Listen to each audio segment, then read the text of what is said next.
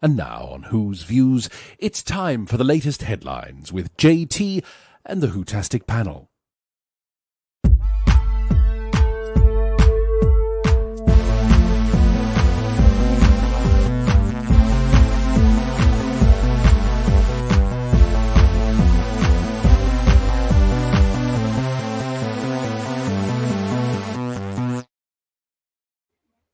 Hello, everybody. Welcome back to us here at Who's Views. It's lovely to see you. Yes, indeed. We are back again talking about more news that affects the Doctor Who-universe.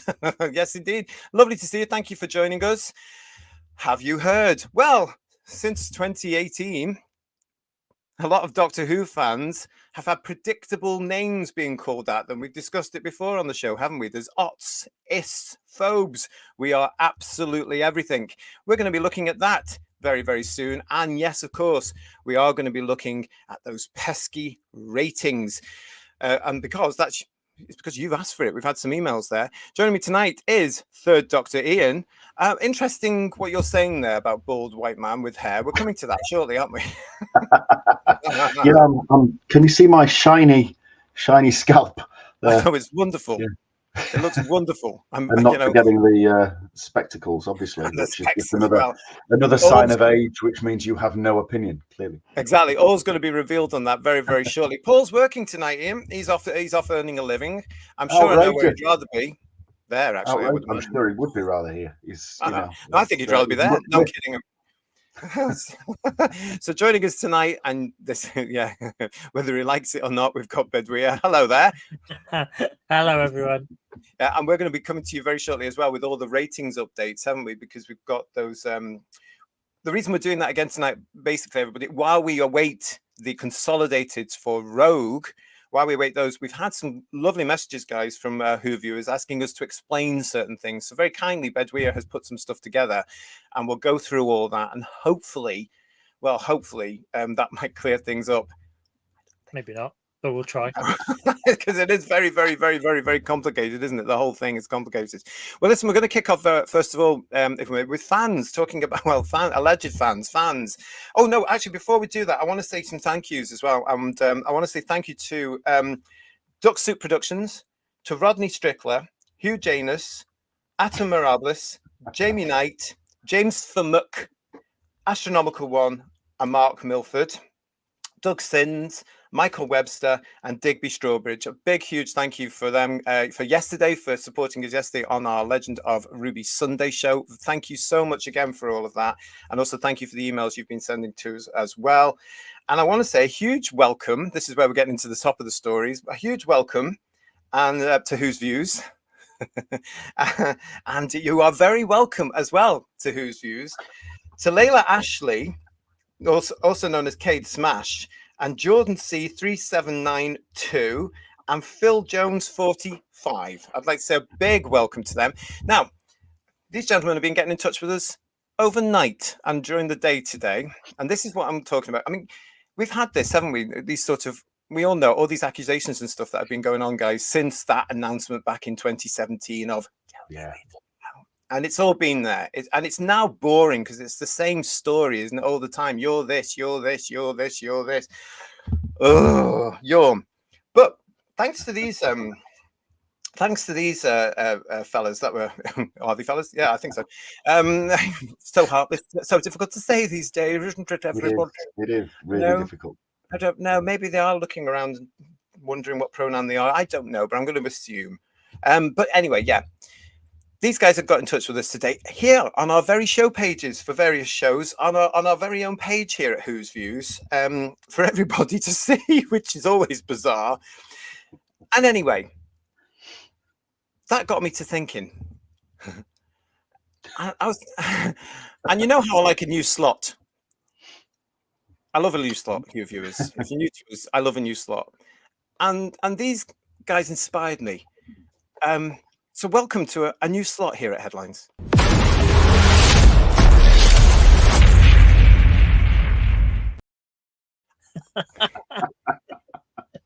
I fully expect to see myself in this at some point between now and Christmas. I really, really do. But yeah, let's say hello to everybody that's in the chat. Welcome, welcome, welcome. We will come to you shortly, but I really want everybody. Madeline Funk, Garbage, thank you for being in the chat. Kirsty's in the chat, being sure is all right. Divine Dragons with us as well. Michael is there. Hello, Michael. Matthew is in there too. Just Jordan, hope you are fine. Hope your dad is fine. You're all there. Lisa's in there with us as well. Oh, all the regulars. Neville, hello, Neville. And Andy's there. Noodle Arms, you're all in there. Noel Thrussell's in there as well. Listen, I want all of you, everybody in the chat, to have a look at this and let us know what you think of this, because this, as I say, is some of the comments we've had on this very channel here. This one is from Layla Ashley here, who's also known as Cade Smash. Okay, so he got in touch with us to say, I've got free speech too. Well, isn't that lucky? Because you might not have it for much longer if the world's going on the way it's going to. So I'll tell you right now, RTD left us a list of episodes to watch, and I'd suggest you do so carefully. Now, this is in reaction to our comments over our review of The Legend of the Ruby Slippers. Sorry, The Legend of Ruby Sunday last night. Okay, that's the context for you. He continues that the actual stories from the Radio Times, which we covered last week, that RTD has suggested people watch are Spearhead from Space, Bad Wolf Parting of the Ways, The Bells of St. John, Good Man Goes to War, and Church on Ruby Road. The Madman used past episodes to fuel the story in this season, and you guys are literally missing context for everything happening. He continued, I'll put this into context. He suggested that we're going to watch this, and he said to me, and I said to him, well, you're going to have a long wait, because I haven't got the time. I don't know about you, I'm not going to go back and look at all this. No, you'll have a long wait. And he's come back saying, probably not as long as you think. Also, Davina McCall was in Bad Wolf and Church on Ruby Road, almost like RTD did it intentionally.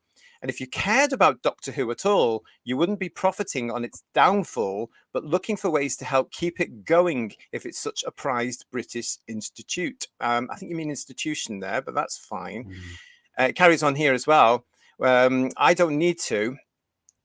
This is when I suggested to him, after that comment, go and look at our playlists. Because it's very obvious to a blind Spiel Snape. 10 points if you get where that comes from, everybody. Don't tell me I'm not a Doctor Who fan. But yeah, it's very obvious to me, to a blind Spiel Snape, that we're all fans here. We've got fans in the team of fans. We've got fans coming to join us all the time. Go and look at our playlists. It shows that what love we have. And it's partly because we are fans, of course, sir, that we're very concerned about the state of the show right now, because we love it and we want it to do well. Anyway, continued. Let me guess, you use ratings to back everything you say. Also, the fact you've deleted a couple of comments now, and the cowardice and refusal to even try watching the list, and I quote, because I shouldn't have to, well, this is a space-time show where going backwards and forwards in time is a thing, and we've always been nothing more than companions in this show. I'm going to stick to my guns there, Who viewers, and my lovely colleagues here, Ian and Bedouin. Why should we have to go and watch stories from 10 years ago or before to understand something they're peddling out today? I don't get it. Maybe you guys can answer that. And I just want to highlight the fact there as well. I never delete any of the comments. I don't know what goes you did. there. No, never would. I imagine YouTube does because of, reasons. But I want to make sure everybody knows it certainly wasn't me that deleted any of those comments there. So anyway, that was our first fan. What do you make of that, guys? I mean, that list of programs and stories that he suggests that we go and watch, you'll find that I've watched Spearhead from Space quite a few times. I, in fact, watched a black and white 16mm film print of it at the BFI last year. So, yeah, I've seen it. Thanks. Cheers. Yeah. Jog on. I could probably quote most of Spearhead from Space without any effort whatsoever. I've seen it so many times. I don't need a silly, indeterminate person to tell me to go and watch that. But it's interesting, if Russell T Davies suggested watching those stories, most of them were his. Narcissist much. Yeah. Michael is with us saying here, sorry, who are you again? Neville is saying to us, blimey, I expect to watch and enjoy an episode, not have homework to do. Yeah, absolutely. Pauline, hello, Pauline. Welcome to Who's Views. Not seen you before, but nice to see you. I wish people would stop negativity on a long-run good show and reading into things. Okay, thank you for that. Lovely to see you. What have we got here? Yes, Matthew was telling me that the gang is all here in the chat. Really appreciate that, including Steve. Steve is saying to us here, "Hi, stop trying to chat me up." It's outrageous. Ben's with us as well, and Michael is saying, "Ooh, stop messing about." But it's true. I mean, we got that. I just wanted to write a reply there. Basically, Benjamin is with us. Hello, Benjamin Elliott. It's nice to see you. Welcome to Who's Views. The story needs to make sense in the episode you are watching, and not by searching up stuff from decades ago, even if that stuff is better. Well, we know now as well. Is. Yeah, we know now as well, guys. It has been confirmed this afternoon. What we were saying over the weekend is that if you are in the United Kingdom on the iPlayer, and if you're outside the United Kingdom on the iPlayer, they are actually doing this sort of Tales from the TARDIS nonsense again, where they introduce Pyramids of Mars in another attempt to actually show who Sutek is, the guy that's on his t-shirt down there, because he's back in the show, as we know. But they also put Pyramids of Mars on the last Sarah Jane Adventures DVD and Blu-ray as well, if you remember, for that generation there, to show a tribute to Liz, you know. So I think people may have seen it by now, but anyway. Hi, Just Jordan. Dad is watching with me. Hello, Just Jordan's dad. Nice to see you. Hope you're well.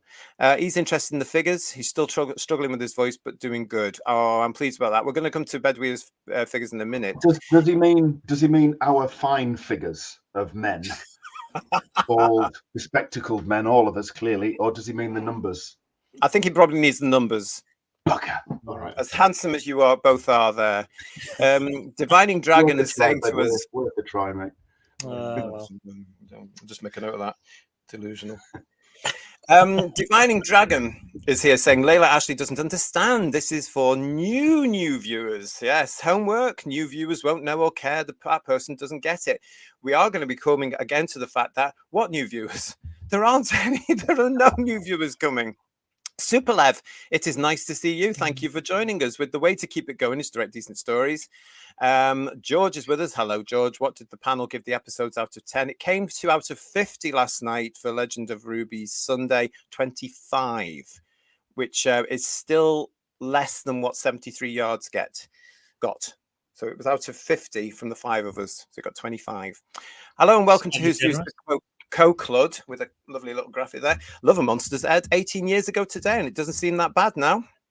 It's a good job, I think most of us did, but looking at that now, I'd rather watch that than some of the stuff that our little friends here, like Layla Ashley, likes. So I don't know, but thanks for reminding me of that one, Co-Clud.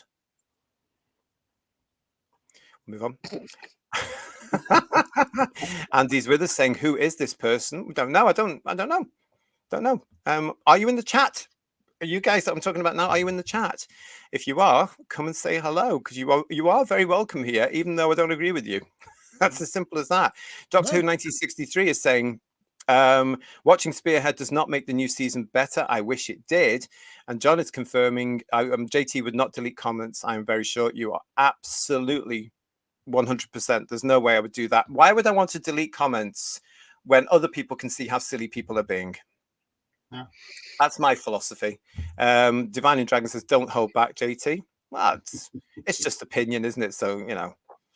But I really if you go back and watch Spearhead from Space, then it's going to make you feel worse, isn't it? Because you're going to see a fantastic story from the very dawn of Unit. And then you're going to look at what you've just seen, which is the very arse end of Unit. And it's just going to emphasize more the massive chasm in quality. Really. Especially if you watch it on Blu-ray, because it's gorgeous on Blu-ray.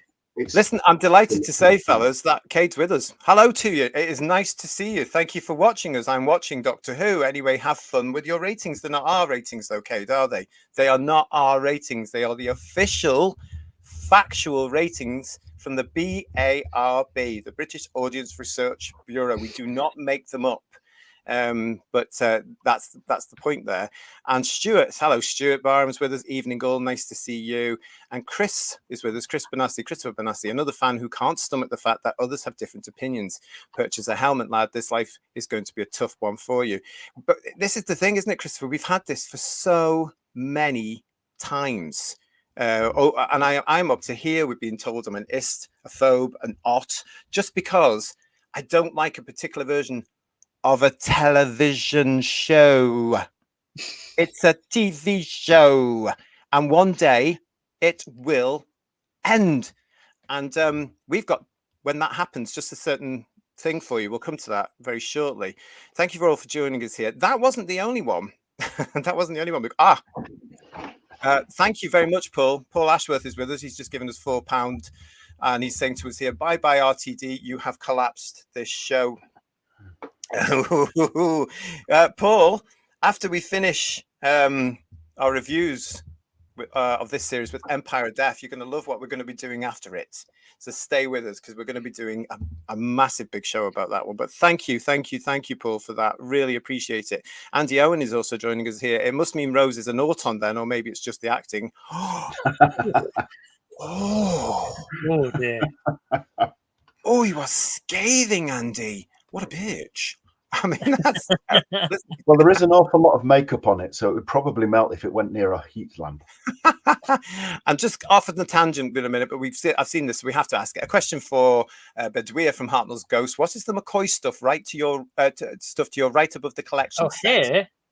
Yeah, so this is the complete history series that the sort of bookazine collection that publishers of Doctor Who magazine released a few years ago now, and it goes as far as Capaldi and then stops. Thank goodness. I hate to think of the sequel that's going to come out, and quite frankly, so will the licensees. We're going to keep that. But as I say, thank you for that, Hartnell's Ghost. It's lovely to see you. I love those little questions that come in occasionally. Daleks, lovely Daleks, and a mechanoid and all sorts. Yeah. Let's say hello to Jason that's joining us here as well, all the way from Brighton. Hello, Jason. How are you? And Anthony Parkinson is also saying to us the plus 7-day ratings are missing in action. We're going to come to that, because we are waiting for them. I think we're on the eve or a cusp, and nothing like being on a cusp. But anyway, yes, what we're talking about here is right of reply to comments we've had on our very own channel here as well. So that one there, and thank you for joining us as well, because he's in the audience, is Kate Smash at Layla Ashley. That's fantastic. We also had this one from our favourite pink shirt. He's been on the show with us before as well, and he's always very welcome to come and challenge us. I really should stop playing with my food. It's this one. Oh no, it's not. It's this. It's this one. Oh, actually, that was the end. I do want. Let me just read that. Actually, the last one there from you, as well, Cade. When you say to us, what are you going to do if this is the way he ends Doctor Who, i.e. RTD? Everyone in the show is dead. No more new episodes, period. You're going to change your platform to harp on about something else. Well, yes, and we've already done that. Again, go and look at our playlist. You can see that we actually love and adore proper Doctor Who. We've also started reviewing some other stuff. We've got a lot more plans coming, because there's 26 fantastic, glorious, brilliant years to explore. And the mileage we can get. You're dealing with people that lived through 15 years of this show not being on the television. We can do so much. We could talk till the end of time. How about those 26 years? And by God, we intend to. And then after that, we've got that little bit that was added on between, say, 2005 and 2017. So we can add that on as well. So there's still so much. You should really check out the 2-hour show we managed to get out of a box set, including 2 Movellans and a Dalek. So when you say it like that, we can chat. Embarrassing. Yeah. But that's what fans do. That's what fans do. And, and there's so much to do. And, as I say, we've got 26 beautiful years. I mean, I could spend 3 hours just talking about this beauty that's just come through to the post today. My standard edition of Doctor Who season 22 from 1985 with this fella, the Doctor. Ta-da! I could.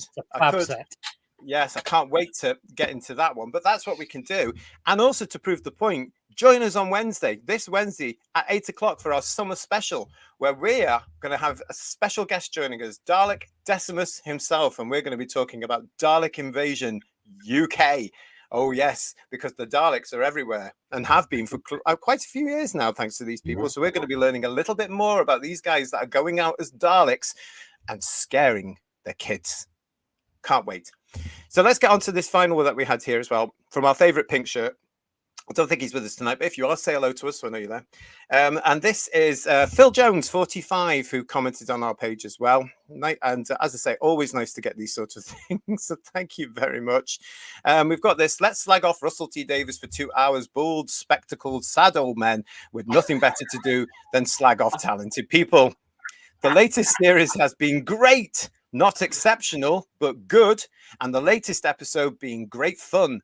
Have you people seen ratings for certain shows? A recent episode of EastEnders got less than 500,000 views, and it's negative. And I wasn't going to say that particular word because it was very, very naughty. Like yourselves who slag off the BBC and want it privately funded. Mm-hmm. Uh-huh. And your point is? I wish you wouldn't use such hurty words. I get so upset because I've got very, very thin skin. Not. Yeah, thank you. I've worked for the BBC. I love the BBC, and I watched the episode on Saturday and thought it was crap. And that's my opinion. Yeah, this is the first one. Saturday's Legend of Ruby Sunday was the first one that this one has watched this series. I'm not quite sure why you still wanted to do that, but he did. So he's going to be telling us about that as we go through the ratings. We've got Andy telling us another deluded fan. This is my whole point about this, isn't it? It's a case of we are now dealing with. Excuse me, Andy, as well. JT being cheap by not buying the full collection Blu-rays. Look at this. Excuse me. Look at that. Easier to shelve, nicer than those things you've put out, big bulky things that fall to bits. And I knew they were coming when the limited edition did, so I thought, no, made a decision. No, I'll wait for them. I will wait for them. And also, they look fabulous on the shelf, and I've got room just for 26. I can tell you, I've measured them. I'll get 26 on that shelf, and it'll look perfect for once. Oh, good, because I've completely run out of space already, and I can't get one more on here. Yeah. Oh, look, thank you very much, everybody, for this. I want to say a huge thank you to Cute Pyro Zero, who's just given us £10. Remember when the Doctor told the fans to go touch grass? Shooty Gatwa that was, wasn't it? Well, the fans have gone and touched the grass. Also, when in the classic Doctor Who, i.e. John Pertwee, ever need unit to help RTD, needs to go. Thank you so much for that. We do appreciate that. My voice is going already. I'm talking too much on these shows. But thank you, Cupra. Welcome to Who's Views as well, where we really, really, really do appreciate that. So thank you so much. Yeah, isn't that wonderful, guys? But yes, you're right. I mean, the Doctor, Shooty Gatwa, at the beginning of the series did. And a lot of us, you are right, have been cutting, and when he's never going to let that down, because certainly on this show we're going to be referring to that every 20 minutes. So we're never going to let him forget. Do you remember Gerald Ratner with his jewelry company? Yes, and it went down, didn't it? Silly thing that all basically a huge conference. Basically, all the stuff we sell is just utter crap, and the stock value plummeted, and the business went to the wall, and he ended up completely bust. And it became known as people having a Ratner moment. And I think that was Gatwa's Ratner moment, really, because he really should have engaged the handbrake on his gob. It's not even also his it's the shows, because that's the second time in so many years, because Whittaker and Chibnall did the same thing, and then this lot who have come in, and all they had to do was reboot it and make it accessible to everyone, did everything else. And that's what I've been saying, Who Viewers, isn't it? And I think I'm right now, especially when we're getting comments like this, which is fine. Bring them on. It's absolutely fine. We can handle it. We are adults. They forget that. But it's a case of basically on this as well. They've empowered very fickle, weak-minded, and very easy to influence young people who think that that's because when they see people like them saying this stuff, that is acceptable, and they can as well, because they've been brought up in this whole reality television nonsense, haven't they? And all this, yeah. And I think these people who are older know that and abuse it. Welcome to Who's Views, Noel Thrussell. It is nice to see you. Legend of Ruby was nearly Doctor Who, but with no Doctor in it. I know what he's saying there, actually. And somebody said this, something similar to me today. He said on your show last night that none of you mentioned the fact that the Doctor wasn't really in it. But then again, no, I've not seen the Doctor in any of them yet, really, because I don't think Shooty's doing it properly. Graham, stop hampering around a point there and stop hammering it in. I'll put my glasses on. Yeah, get your glasses on as well, and then we're all there. Yeah. We need to shave our heads. Solidarity for JT. Absolutely. And Neville is saying here, Phil is a beauty, as we say around these parts. And what's this? Envoy from Mirror City. Hello, welcome to Whose Views. You're new to us as well. Something that seems to be lacking in recent years, even more so these last few weeks. I miss the alienness of the Doctor. 100%. Totally agree with you, mate. Doctor has been missing since 2017. Yeah. Paul is also reminding us, we'll say what we want. There is free speech. Absolutely. That's why I would also, because I'm a great believer in free speech, I don't have to agree with everything people say. And that's the other issue that some of these alleged fans have, isn't it? You have to agree with them. You have to say what they want you to say. We're supposed to be saying how brilliant this series is, as Mr. Cage was saying there. He was saying, look, if we are fans of the show, and it's not just him, there are lots and lots, aren't there, Hugh Viewers? If you're a real fan of the show, you'll support it. Why should we roll over, though, and accept bad television, lazy writing, political messaging, when we actually know what Doctor Who is? I'm sorry, I could do better with 2 chimpanzees in that production office. There's an idea for a spin-off. There's 4 in there already, to be honest. You know, I think it's interesting that those that always want so much diversity are really not mentally equipped to cope with diversity of opinion. You know, I mean, people can slag us off and say they disagree and everything. That's fine, but they're still welcome here. We don't block people. Yeah, even though they get personal as well, and they're looking at our personal. I mean, there's no need for that, but thank God Paul and I are adults and we can laugh about it, you know, because he's bolder than I am.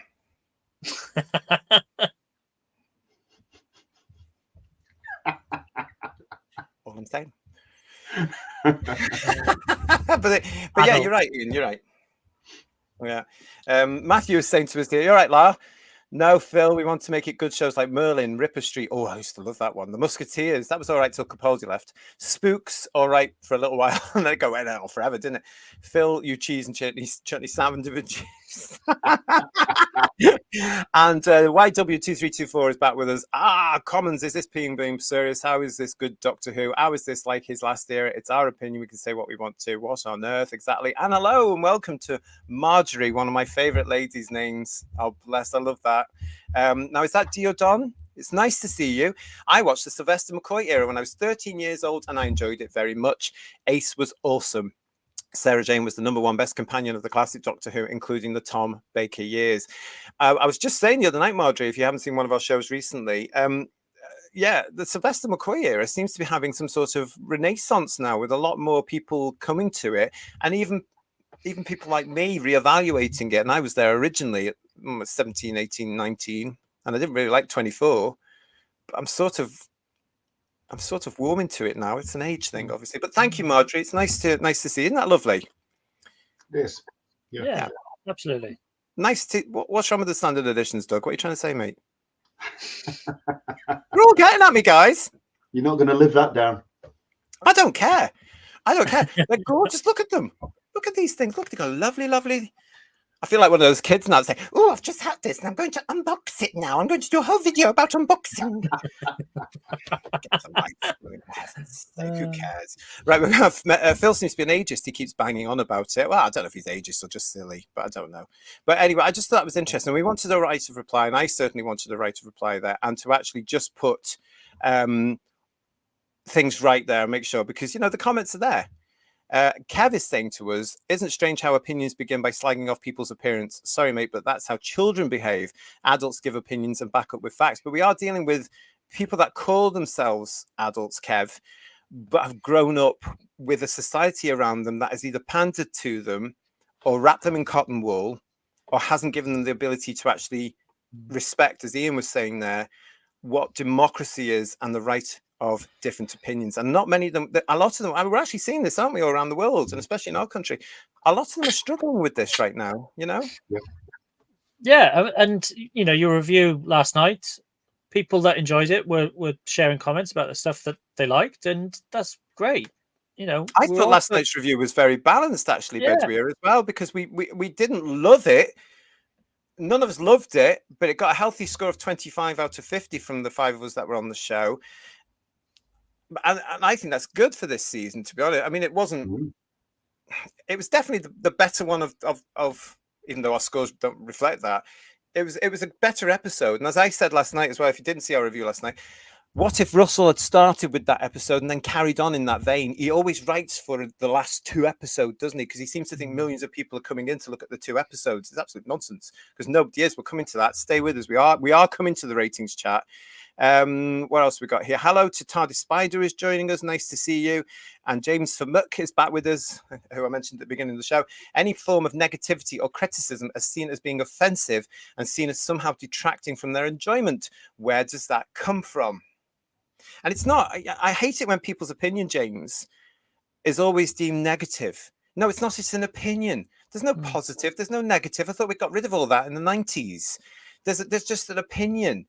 And how can your opinion be positive or negative? It's because these people are actually looking and saying, that doesn't conform with my opinion, so therefore it's bad, and so therefore that's negative. That's where it's coming from, isn't it?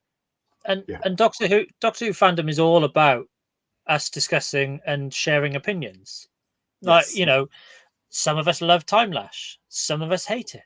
We debate it and we talk about it, and we talk about the things that we like. And there's no right or wrong answer. It's just sharing opinions. But for some reason, unless your opinion is 100% positive, it's wrong and must be called out for being wrong. And it's just, it goes against what Doctor Who fandom is about, in my opinion.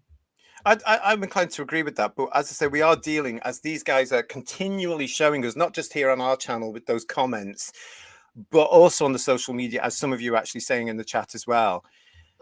And it's ridiculous. And from a point of view, from a society, it is concerning because they're not going to be able to come into business. They're not going to be able to go into politics because they won't. And I think we're starting to see that in politics, especially now, because they're not going to be able to tolerate somebody else's opinion. And when we see people like politicians right now going down that route of saying, you're a notch, you're an ist, you're a phobe, I find it very, very scary. Watching Who's Views, it's headlines. I hate to think who this is now, everybody. Let's see who's on the hotline, shall we, everybody? Shall we do that now? Okay, here we go. Good evening. This is Who's Views Headlines. How can I help you? We are modern Doctor Who fans. You belong to us. You will be like us.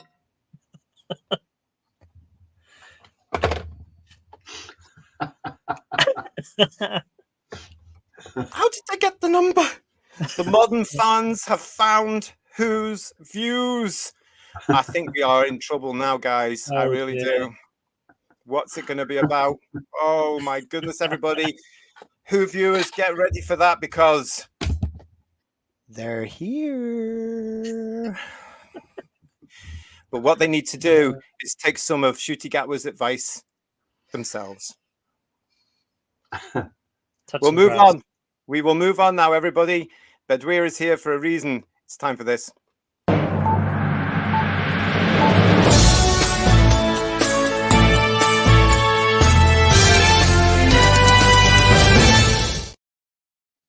Especially for Just Jordan's dad, especially for everybody that's been getting in touch with us, even overnight since yesterday with the Legend of the Ruby Slippers Sunday. Thank you for your requests.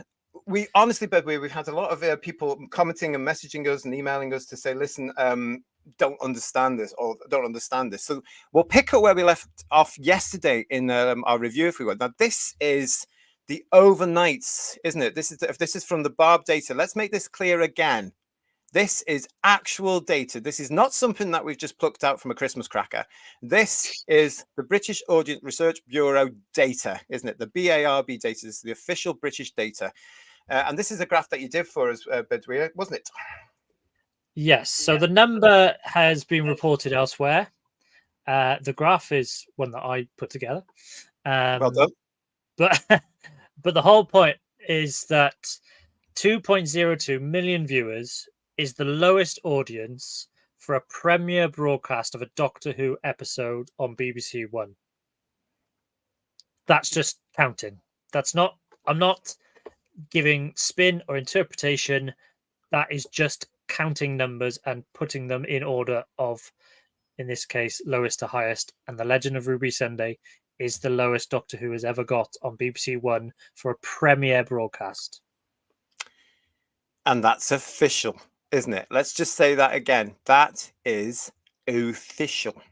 It's not opinion. It's not interpretation or misinterpreting the numbers. That is just, frankly, regurgitating a number that has been widely reported and putting it in the context of all the other numbers for that same sample of people that have sat down on that broadcast time and watched the show. Yeah. And I just want to reiterate again as well, because we have had people coming back saying nicely and not so nicely, why do you focus on the overnights? There's several reasons why we focus on the overnights. One, because they are readily available. The show goes out, Doctor Who goes out on a Saturday night. Okay, so after a Saturday night, we come back to do our review on the Sunday, and we've got that overnight rating so that we can discuss that a little bit. We can also do our very serious quiz in that called the ratings game, which is so serious. It's so serious. It's unbelievable. But also from my point of view, I've always believed in the bums on seat equation, which is how many people went out of their way to sit down and watch the show that you have spent money on, time over, effort into, blood, sweat and tears, and produced, and how many people are actually watching it. And at the moment, it looks like nobody really is sitting down at night to watch it, apart from the people that have already seen it on iPlayer.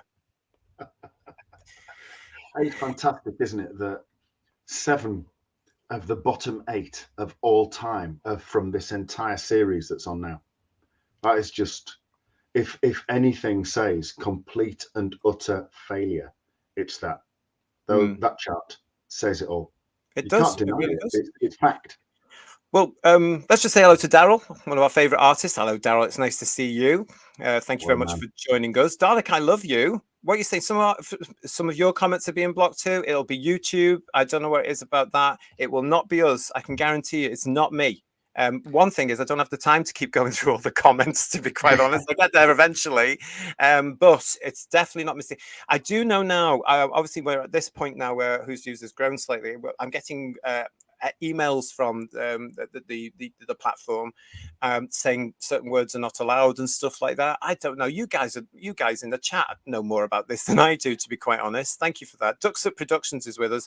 For all his public denial, RTD must be, I can't say that, himself over this. He has to know how dire this is.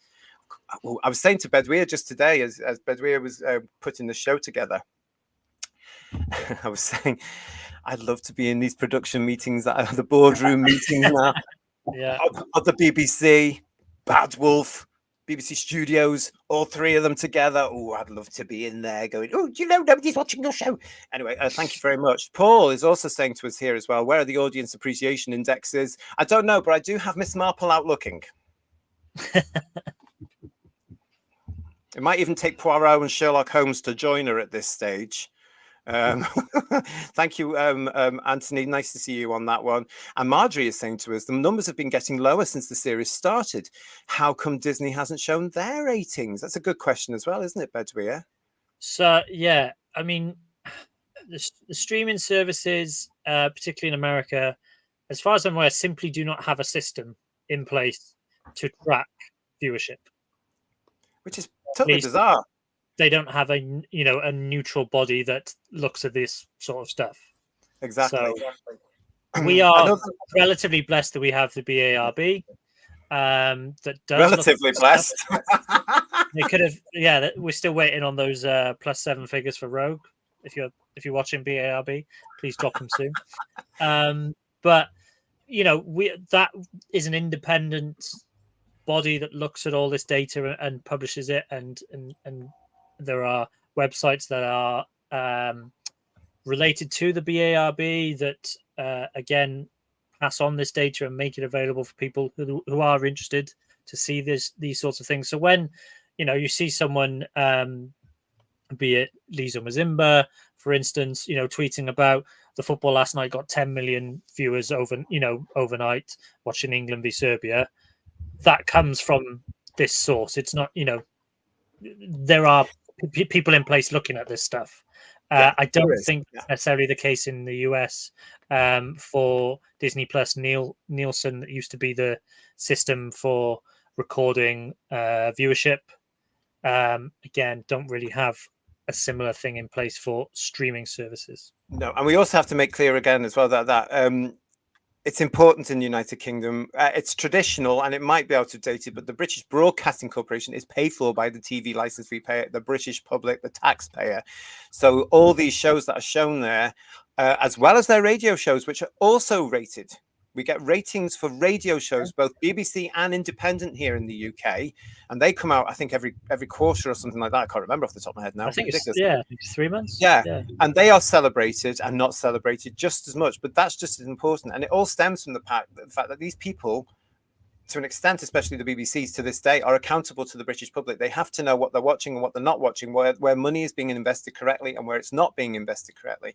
Huge thank you again to Cute Pyro Zero for giving us another £5. Thank you so much. How generous of you. He's saying, and this is what we are all going to agree with this, I am not here for politics. I'm here to watch an alien Time Lord who's smart, clever and funny. Here. He's also saying, the Dr. Ian, I miss John Pertwee, the best doctor. I think back when it was good. You are going to love it. Yeah, he's going to love it, isn't he? In a few weeks, Cute Pyro, you're going to love it because as soon as this stuff is over, we're going to go back and we are going to start with a review of a Pertwee story because it just seemed right to go back to Pertwee after all this and get some therapy, didn't it, guys? Yeah. So we will be announcing. Yeah, we'll be telling you all in advance what story we're going to review, so you can all grab a copy from wherever you grab a copy and come and join us as we have a bit of therapy by looking at Mighty Pertwee instead. And Andy is saying to us here as well. Plus, into a relation of what we were saying, the TV only views are still the bulk of the views, despite the old "we watch different TV differently" trope. How many times have we now seen that, Bedweer? But you've got some stuff here for us that's actually questioning that, haven't you? Well, I think whenever I come on the channel and talk about the numbers, I keep trying to get across why we look at the overnights, because it is the bulk of your +7s and your +28 numbers. So much of that overall number is made up of your overnight. When we were on Friday talking about Space Babies and The Devil's Cord, over 50% of both episodes, the majority of that +28 number, which we had published, was made up of the overnight number. Yeah. So until that shifts in the other direction, and you get 50 to 60% of people watching purely on the iPlayer, the overnight is still relevant. Yeah. We're going to go to some of these lovely graphics that Bedweer has put together. I want to say hello to Michael Hallett. Mr. Hallett. Reminds me of the Travel Time Lord for some reason. Hi to you. Nice to see you. Hi, everyone.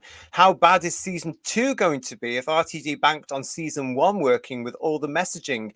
And that was filmed before this season airs, wasn't it? Yes, they did it back to back. They did the Tenant Specials break, Series 1 break, Series 2. Series 2 is now in the can. That is now done. We are waiting, of course, in the near future, a announcement about the spin-offs. And who was it there that was telling us about the spin-offs? Will they go ahead with that? Well, apparently so. Who was it that was saying that? Oh, it was Andy. Andy Owen was saying, surely they won't greenlight any spin-offs now. Well, apparently the deal was for something like 24, 26 episodes, Andy, with the Disney Plus distribution coming in. Allegedly, everything's alleged because we don't know, but apparently it was. And 6 or 8 episodes were put towards the first spin-off. Whether that's going to be Unit or Sea Devils, we all wait to see. But who knows, eh? Thank you to you and thank you to Michael for those comments there. Right, so let's Dougie. Thank you, Dougie Stewart's here with us. Apart from the Space Babies and Rogue, I've enjoyed the series. Well, good for you. Good for you. Right. Well, and thank you for letting us know that because it's not easy in our chat because you are a minority. But it's nice to hear that. Thank you very much for telling us. Appreciate it. Let us know at some point as well what's got you about this, because we're struggling. Put it this way. Right. Okay. So let's get on to what Aaron Knight 1 is with us. Hello, Aaron Knight. Whose View Space 1999 special, please? It'd have to be series 1 only. Oh, controversial. Let's get on to what Redbeard's done here, because he's done some fantastic Dragon's graphics. Domain. Dragon's Domain. That was a classic episode, that. Anyway, let's get back onto this. What's this, Bedouin? Yes, so this is the cumulative graph that I've put together, and you've probably seen a few versions of already if you've been a regular watcher of this channel. So again, just to break it down, the blue column at the bottom is your overnight number.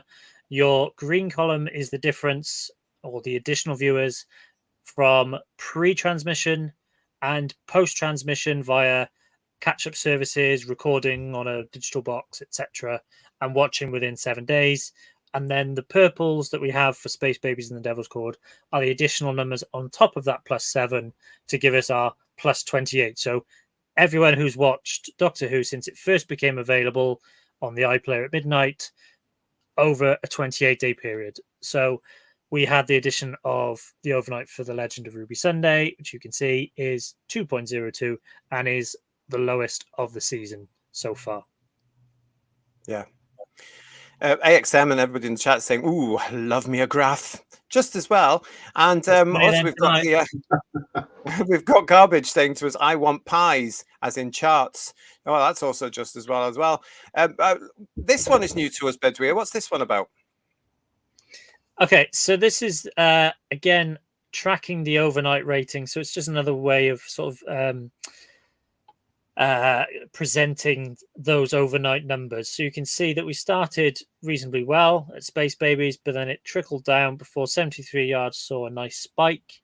But then the downward trend has continued. So you can see the red sort of trend line is clearly going in a downward direction, despite the drop for Boom and then the spike afterwards, the increase for 73 yards.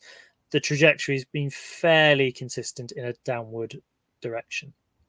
It's like we were saying on Friday, and also to an extent yesterday as well. It looks like 2 million is going to be the expected audience for this.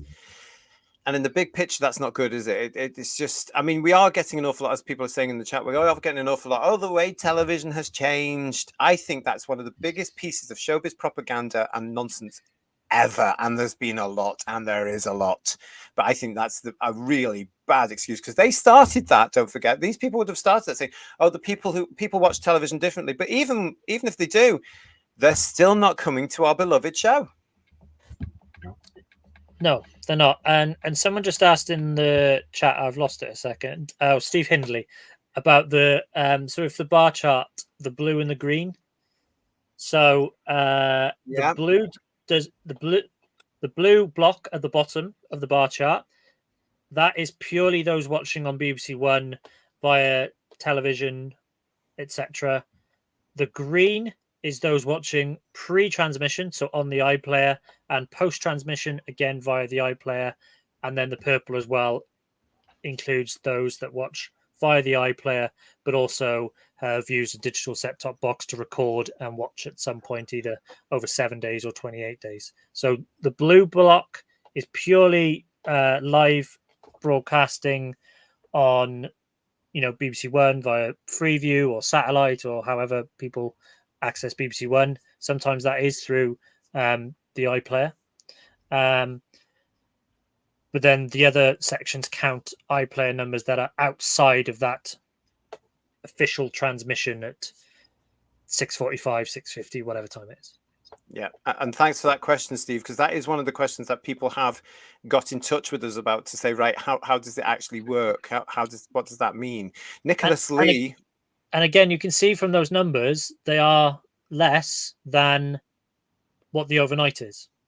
So so the people watching on iPlayer are in the minority compared to those watching on BBC One. Yeah, that's not opinion. That is just counting. Let's address this from Nicholas. Nicholas Lee. Nice to see you. Welcome to Who's Views. You think Doctor Who is the only thing to have low ratings. Why not compare and contrast other shows with their ratings? But to think just Doctor Who is the only one is down is just ludicrous. And also says that and adds to it. And also these ratings don't account for delayed viewing or the Disney Plus numbers. Now, quite frankly, I'm going to say to this, Nicholas, we don't give a toss about the Disney Plus numbers because we are British and we are in Britain and it's not on Disney Plus in Britain. We're not really that bothered about how poorly it's doing abroad. We're concerned with the great British public and the amount of fans in Britain and across the world that have been alienated now because they're not there. We are actually as well, aren't we? To preempt you, we are going to address that. And Bedouin has done some research, and we're going to look at this and compare it to other shows as well, because we're going to show you. In response to Nicholas, I have gone and I have looked at other programs and other,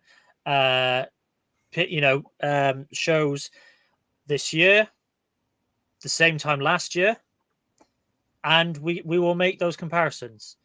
It is a really wide kind of picture to try and get your head around.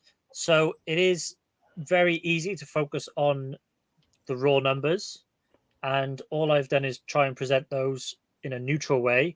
But I will add additional context. I've gone away and I've looked and I've seen that, yes, actually, for the time slot that Doctor Who is in at the moment, for the same time last year, it is doing better than programs like The Hit List, which was another attempt by the BBC to try and get in a younger audience, because it was pop music quiz type thing, from my memory. Exactly. That's doing slightly better. But on the flip side, you have a family show, Gladiators, that started in January. Different time of the year. But we'll make those comparisons as well. So we are looking at it. We're going to stay with us, Nicholas, because we are going to come to that. Let me just address some of these things that are coming on the chat, because the chat is moving really quickly, Bedouin. I'm going to say this one from James Fumuk. Even if TV has changed, they fall apart when the majority of views are coming from overnight. Green should be bigger than blue if that was the case.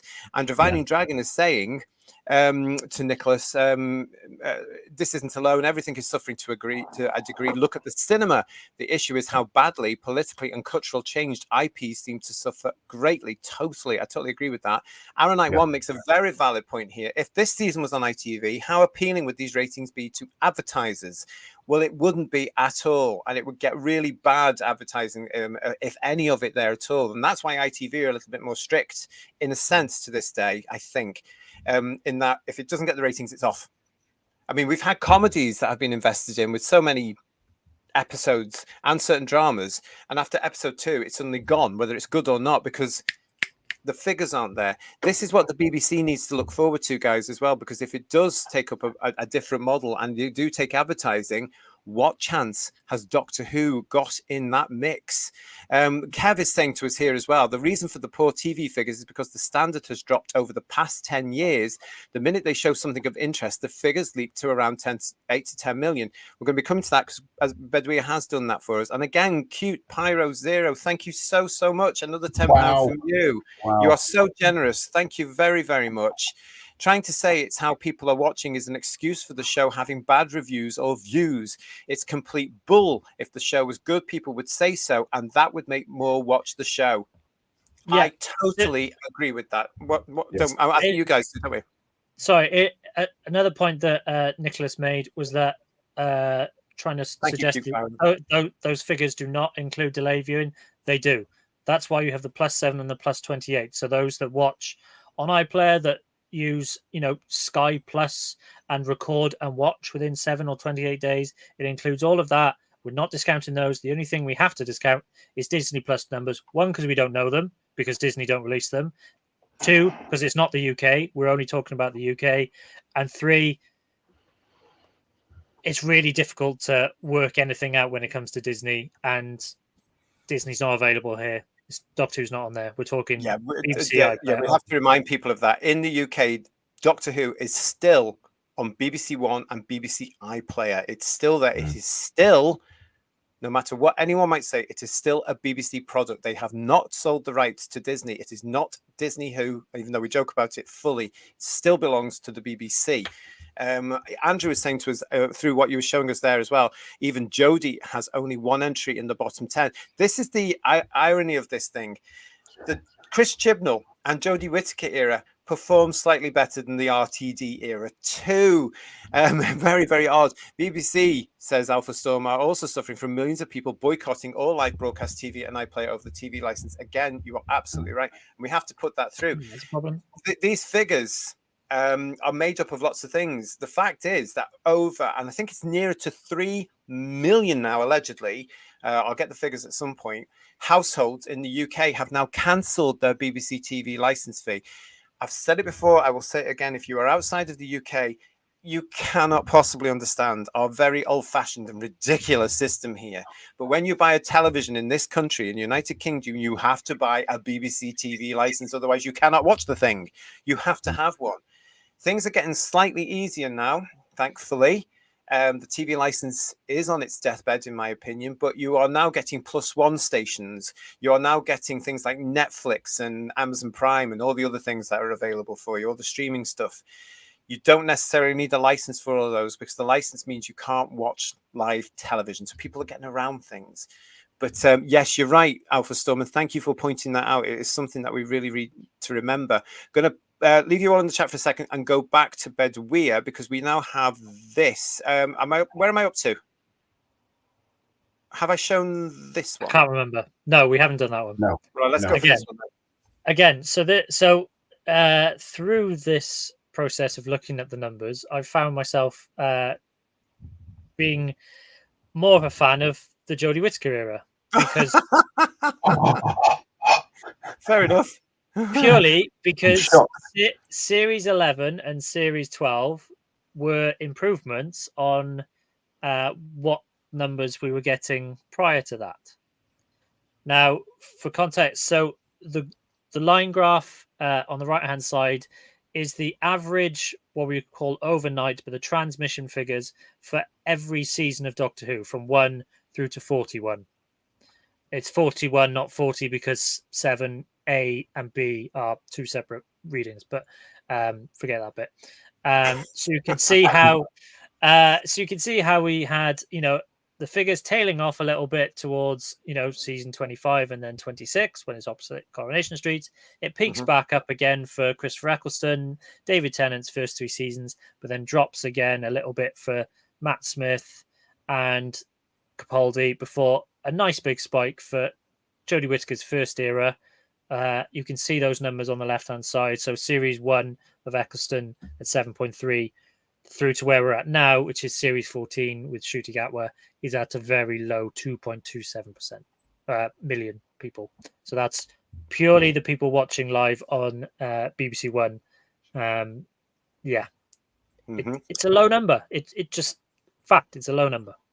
It's also surprising. I mean, as you've just said, these are fact. But again, going back to the point of the show, and hopefully you'll see how this all ties together, Who viewers. We have an element of fandom who are so intent on making sure that people feel that this is a success. They're not actually seeing the wood for the trees. And I don't understand why people are blinded. This is a concern. And as fans, we are concerned. We want Doctor Who to go on for quite a long time. But I want good Doctor Who. I want Doctor Who that's doing what Doctor Who should do, and that's entertain. I want good science fiction. And these figures prove absolutely that not only have the great British public deserted the Doctor, but so have the fans, because there's only 2 million watching. And some of us, as somebody said to us on our chat last night, some of us will be watching to criticize it. That's it. Or to review it. I prefer the word review, because if it was good, like it was last night, it'd be quite, it's concerning. Some are going to be people that just have the TV on as well. Like after the football, perhaps. Yeah, they just have it on in the background for a noise. Some people will just have the TV on in the background, regardless of what's on. Tying with what you're saying there as well, what the BBC never remembers, and it's one of the many things that annoys me about the BBC, is that sadly and unfortunately, we have an awful lot of people of a certain age who are on their own now. and they could be living in their own houses with only the television for company. And Yeah. what do they get now from the British Broadcasting Corporation? A load of absolute nonsense, which is dictating personal pronouns and this rights are this rights and this and that and all this extreme ideological stuff to a generation forced to pay the license again now, because the very generation that they're after for the BBC don't pay the blooming license. It just really frustrates me how all that stuff happens. I can't stand the BBC for that reason, because they brought back the license for OAPs, everybody, when they used to get it free from about 60, and then they brought it back and they had to start paying it again because there's a load of youngsters who won't and will never pay the license fee. Yeah. Because it's not the way they've been brought up. I mean, that's the problem. Right, so what's this one? Okay, so again, we talk about the overnights, and we've looked at the raw numbers, and we've looked at the average of the series as a whole. But this this graph highlights the percentage share of all the available TV audience. So everyone that's got a television on whilst Doctor Who is on, we started off with 25.7% of that potential audience watching Doctor Who. Again, following the sort of ratings trend, we saw a drop down to boom and then a spike back up for 73 yards, but it is now dropped even further. So last Saturday's episode, The Legend of Ruby Sunday, had the lowest percentage overnight share of the series so far. So of all the people that were watching television or had the television on, only 16.2% of them had BBC One on for Doctor Who. Again, this is not interpretation. This is just the numbers and the factual data being put out of the percentage of people watching television. So whether you don't think, whether you discount the 2.02, this is all the people in the UK with a television on. Our percentage of 16.2% is the smallest so far this series. Wow. So again, just to reiterate yet again, these are facts. These are given to us by the BARB. This is not us making them up, but we are, having a little fit and putting numbers together. These are actual facts. And again, it's incredible that people will come out all the time and deny this. Dougie Stewart is saying to us here, this is interesting. I've watched Doctor Who since the early 70s. Yeah, like all of us. Most of the time it was shown during the autumn and winter. Maybe that would be a better time of year to show it. I personally, Dougie, don't believe it will, because I just don't think the British public are there anymore. I think they've gone. I think they had enough with the Chibnall era, where it all started to go down and down and down. And this one's been the end. I just don't think that would work now. But we may get a chance to look at it, because I'm speculating with the fact that this may have an effect on when they screen series 2. And I think we're going to get to Christmas for the Christmas episode written by Stephen Moffat, which is called Joy to the World. And then I reckon RTD might actually get his way and come back very quickly from around about the 5th of January onwards, around about that time, with series 2. And that's when, if they do, we will really see if the British public have come back or if they are gone. That's going to be a big thing to look at. Let's see what happens. Aaron Knight 1 is saying to us, streaming shows, success, Netflix, etc., seem to be measured by minutes and not just views, where a viewer can switch off after 2 minutes and still be counted as a view. That's what we believe the thing is, isn't it? The iPlayer. Yeah. Well, we have seen that earlier in this series run, Bridgerton was beating it in terms of numbers. So the BARB were registering Bridgerton's viewership as whatever it was, 3.5 million, or it was ranking in their top 50 listings. So how they go about measuring that is a bit of a mystery. What counts as a view?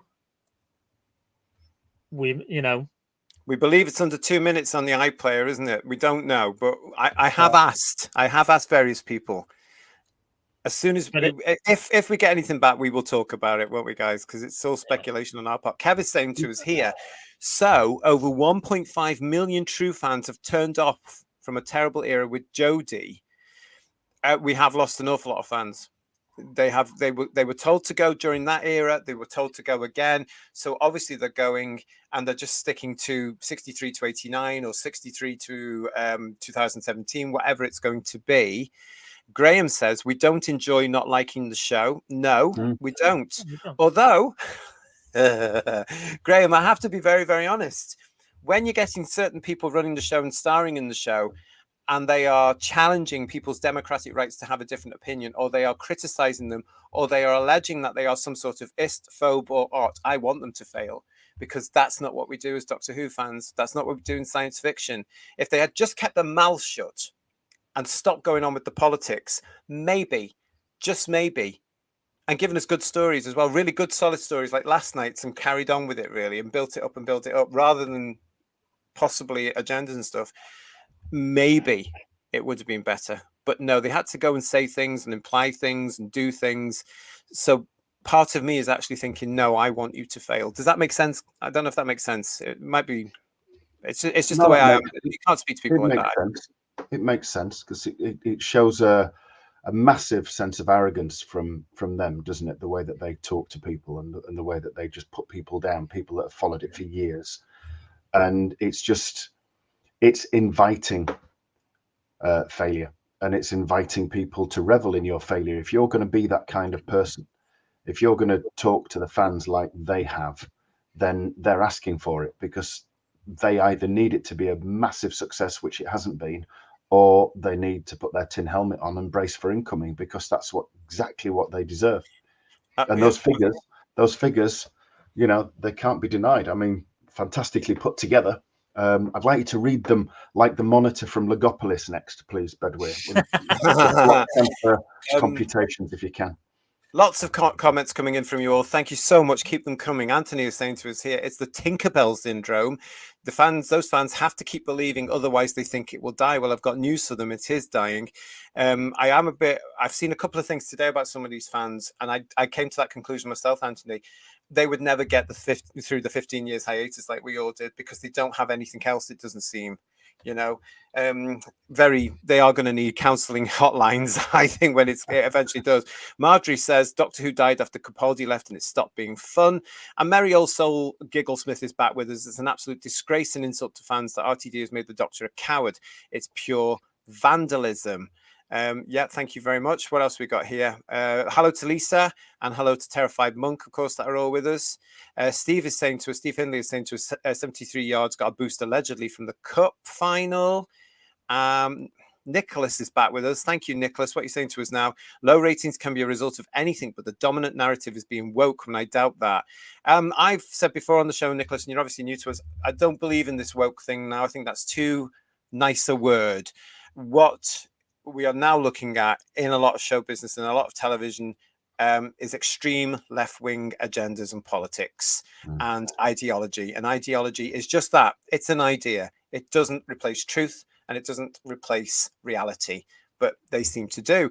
Graham is saying to us, say here, physical media all the way with me, but no way am I purchasing this new series. I simply wouldn't ever watch it. Whatsoever. Nicholas is back again. Thank you. Also, the EU or the UK. I hope one day you all modernize your television stuff. Oh God, you're asking too much actually here. Because of it. I mean, Nicholas, what's going to have to happen? And I see it coming in the next 10, 15, possibly even 20 years. The BBC is going to have to restructure. The license fee is going to have to end. It's had its day. It's not working. That will have an effect on practically everything it does. Now, the BBC doesn't have much output left because it's sold off all its shows to independents. Doctor Who was one of the last great ones.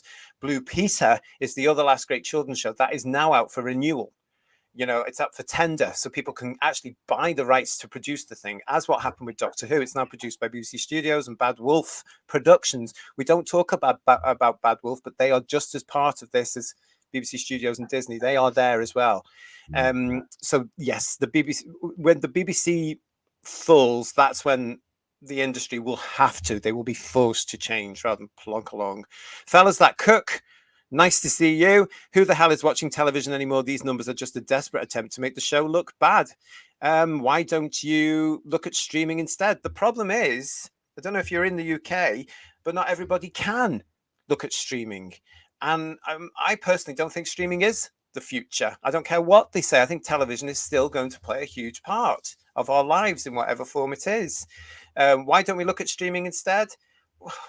Why should we? The British people pay a TV license. Why should we look at the streaming? Yeah, I mean, people do watch, streaming shows. We mentioned Bridgerton earlier and how that does reasonably well, but it doesn't do massive figures. Television is still the thing that's in everyone's homes. If you have something that's connected with a Freeview set, you don't need necessarily a subscription to a particular channel. You need your TV license in order to have that television set, but that's kind of it. And it's still the leader when it comes to what people watch in the UK. Yeah, absolutely is. And also, as I say there, we pay a TV license. I know it sounds totally bizarre for those of you outside the UK, but if you do not pay a TV license here and you watch television, you can go to jail. You can go to prison. And we've actually got people in prisons around the UK right now doing their 6 months or 12 months or wherever it is for not paying their TV license. That's the BBC for you. It's absolutely bloody ridiculous. Paul is saying to us here as well, RTD has injected his own preferences into the Doctor's character when the Doctor should be an alien and not behaving in a human way. Yeah, absolutely. Cute Pyro is still with us. Thank you very much for all your contributions tonight. I really appreciate it. Thank you. What else we got here? And Nicholas, keep it coming. Those things had to be said in today's world. It's sickening to hear what the right is saying. Do you know what, Nicholas? For me at the moment, and I'm guessing I am a lot older than you, therefore a bit more experienced and a little bit more of life under my belt. It's not the right I'm worried about right now or frightened of. It's the other side. And I'm traditionally middle left. And as a friend of mine said at Christmas, we didn't leave the left left us. One of the most intelligent things he said in the 40 years I've known him. But but it's true. And I can tell you, I'm terrified of the left right now, not the right. It's the left. And all this alleged, the right wing, it's nonsense. It's because people have a different opinion to these left-wing extreme ideologists. They're branded as right-wing. I'm alleged as a right wing. So is Bedouin. So is Ian. And so are most of our Who viewers. We're not. We're actually sensible. And we just see reality. And that's the problem. And you guys at your age are buying into it, Nicholas. It's nonsense. I think the problem is that the two sides have got just even further and further apart. Yeah, that's the problem. It's just the gap between, people have become more extreme on either side. Yeah, it's interesting when you look. I mean, there's a lot of elections going around and in this country as well, and whenever you see instances of aggression and violence, it's generally coming from the left. And it's, if you hear people preaching for being kind, that's also the left. So they're asking people to be kind and then being the ones that put forward the violence. And then when you see people like Farage getting liquids thrown in his face, or hard rocks or cups or things thrown at him when he's in a open top bus, then you see the people on the left saying, and they were posting it online, fantastic, saying this is art, as he gets a drink in his face. Whereas not. If it was one of the left darlings getting that in the face, there'd be outrage. It's hypocrisy, but they are by far the most aggressive and really quite nasty. Totally. Yeah, totally. And it's all because the dictate of those people isn't being followed. And that's why I'm more frightened of people on the left now, because it's exactly what was going on all those years ago with a certain group of people we can't mention, in 1940s Europe, except it's on the other side now, but they are still dictators, and they are still telling us, you will, like the caller earlier, you will be like us, you will think like us. And if you don't, you get called this and phobes and all sorts, and then you get called right wing. Glenn is saying to us, the BBC comes knocking on your door to check if you have a TV license, and a lot of people have got in trouble. Yes, they do. That's how they get sent down. And YW is saying, what exactly is a TV license? What's the point of it? There is no point in it at all. It goes back to when the BBC was the only institution. The BBC is 101 years old. It was 102. It was the only institution in the United Kingdom that was a broadcaster. It was a radio broadcaster first, and then it was the first TV station, and it had a monopoly for years. It was the full entertainer. When you bought a television license then, as you have to now, you have to pay the BBC. You have to pay the BBC for their output. That's why we're saying in this day and age, that output now and that TV license don't match up, because the BBC now farm out practically every single show that's on their channels, whether it be 1, 2, 3, and even some of their radio stations are independently produced. Okay. So I always say, where does the money go for? Because they're now just a broadcaster. An independent production will go to the BBC now and say, oh, we've got this story. Can we show it on the BBC? The BBC may contribute something into it. The BBC will certainly tell them, we want this in it. And yes, we'll show it. But they're not producing it all themselves. It's so out of date. And I get why a lot of you, of course, joining us from outside the UK will be totally confused. It's a very outdated system. It just doesn't work here in the UK. But even Russell T Davies, as we've reported here on Headlines over the last few months, is preparing for the TV license to be scrapped. We featured that, didn't we, guys, in one of our headlines? Certainly did. Yeah. Lots of you joining in here with us as well. 21st Century Boy Jason saying to us, the streaming bubble is going to burst. Disney and HBO are having financial trouble. It will go just like .com bubble back 20 years ago. Yeah, again, there's far too many of them. You've got, Paramount Plus, Disney Plus. They're just so many of them. In the UK we had BritBox. Netflix is obviously fairly big. Amazon Prime, and then other stuff. HBO Max, and there's just too many of them, and they can't all deliver enough revenue to be sustainable. Yeah, absolutely. Let's just say hello to Sir Clive. Sir Clive Calculator is here with us as well. You're going to love this bit with Bidweir's maths here. It's extremists versus the quiet majority in the centre. And Glenn, I just want to address this to Glenn. Have you seen YouTube videos of the amount of abuse people get, that the BBC get to knock on people's doors? Yes, I have. Apparently, you don't have to let these people in. You should not let them in. They do not have a legal right to enter your premises. They do not have that.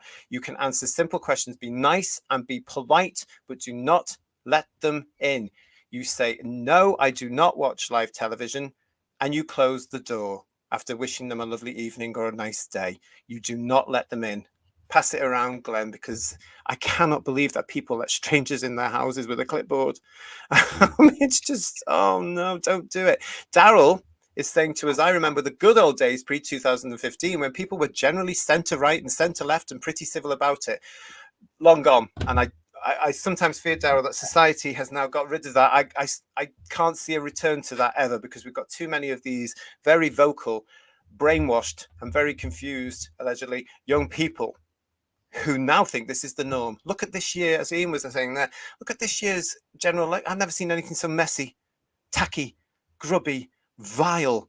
I mean, I want to have a bath every time I see something, Gone are the days as well when we kept our opinions to ourselves when it came to who we were voting for. God, I wish we would go back to those days. Thank you, YW. I'm glad it made some sort of sense, because it is a very antiquated, stupid system, isn't it, guys? Right, let's get back to what Bedouin has done, because he's done a lot of work for us. Is everybody okay? Are you all right in Who's Views? Yeah. Do you all need to do this for a minute? Go ahead, quick. Get that sorted. Where we were up to? We were up to this, weren't we?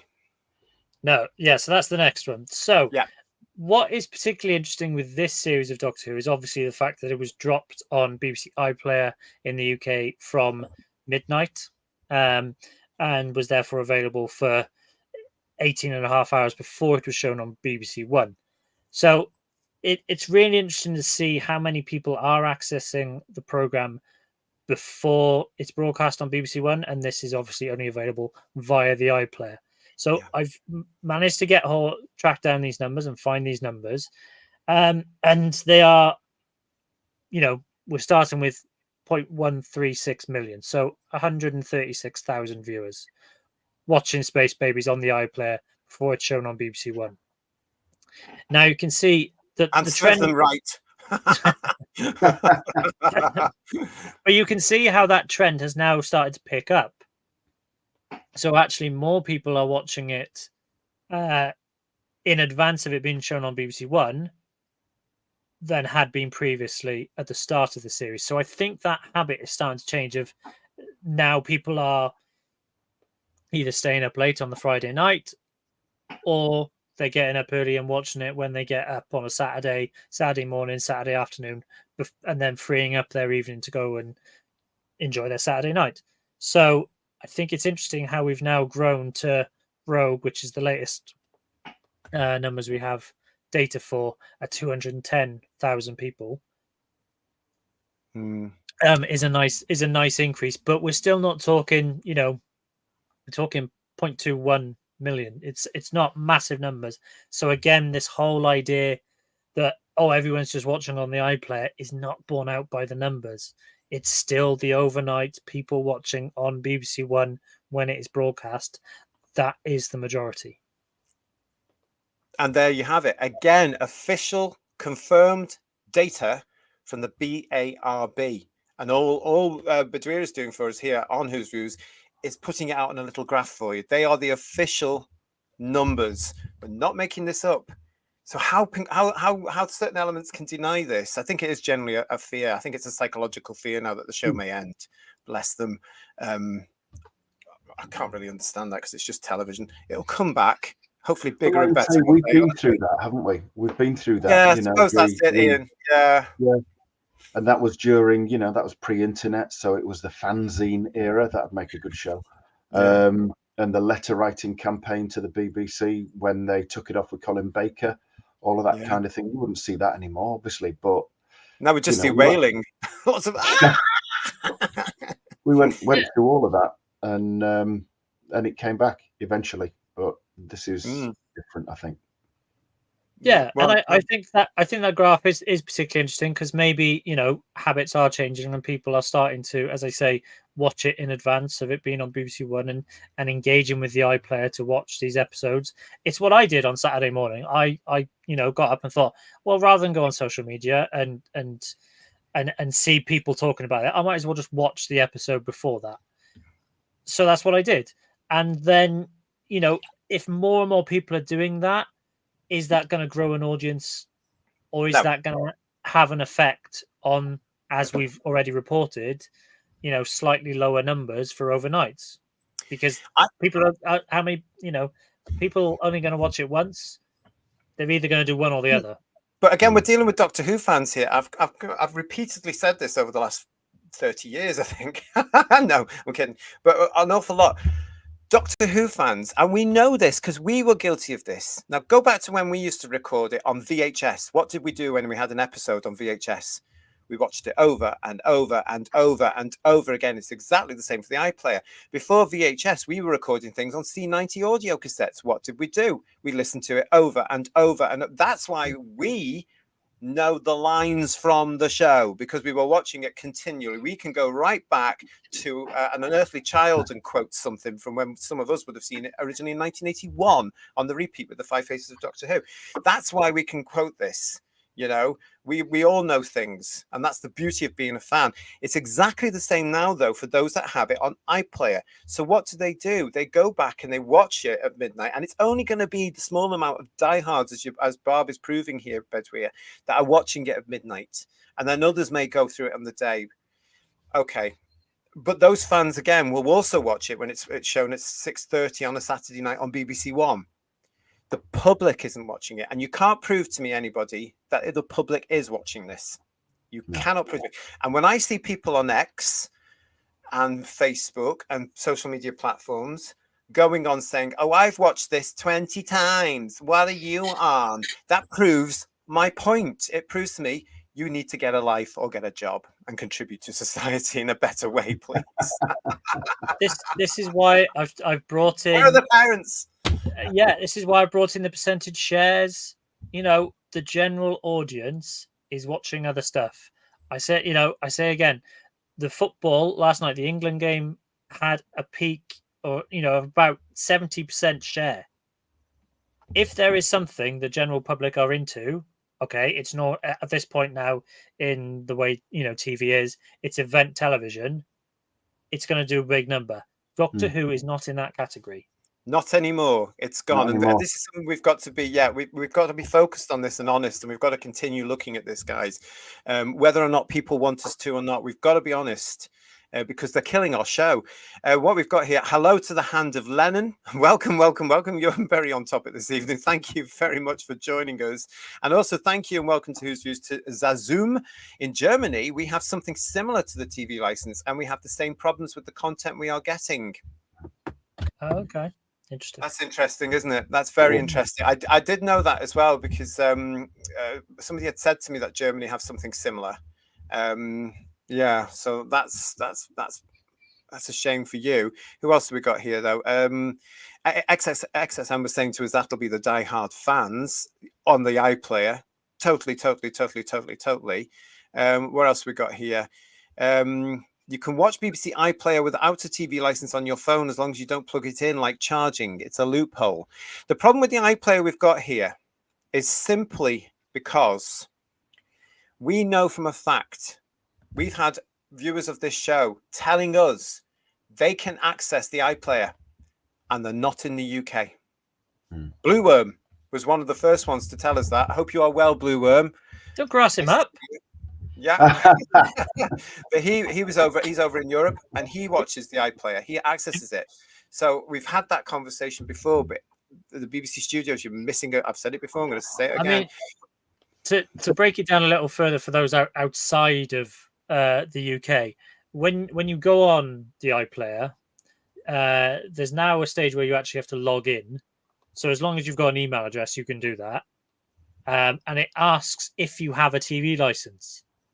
What it probably should do is ask you to put in your TV license number, but it doesn't do that. Yes. No, it doesn't. It just asks you if you're trying to watch something live, you just click, oh, I have a TV license. Yeah, it's so pathetic, isn't it? And I've said before, if the BBC iPlayer people in BBC Studios are watching, please get in touch with me at whosviews1@gmail.com. You can hire me.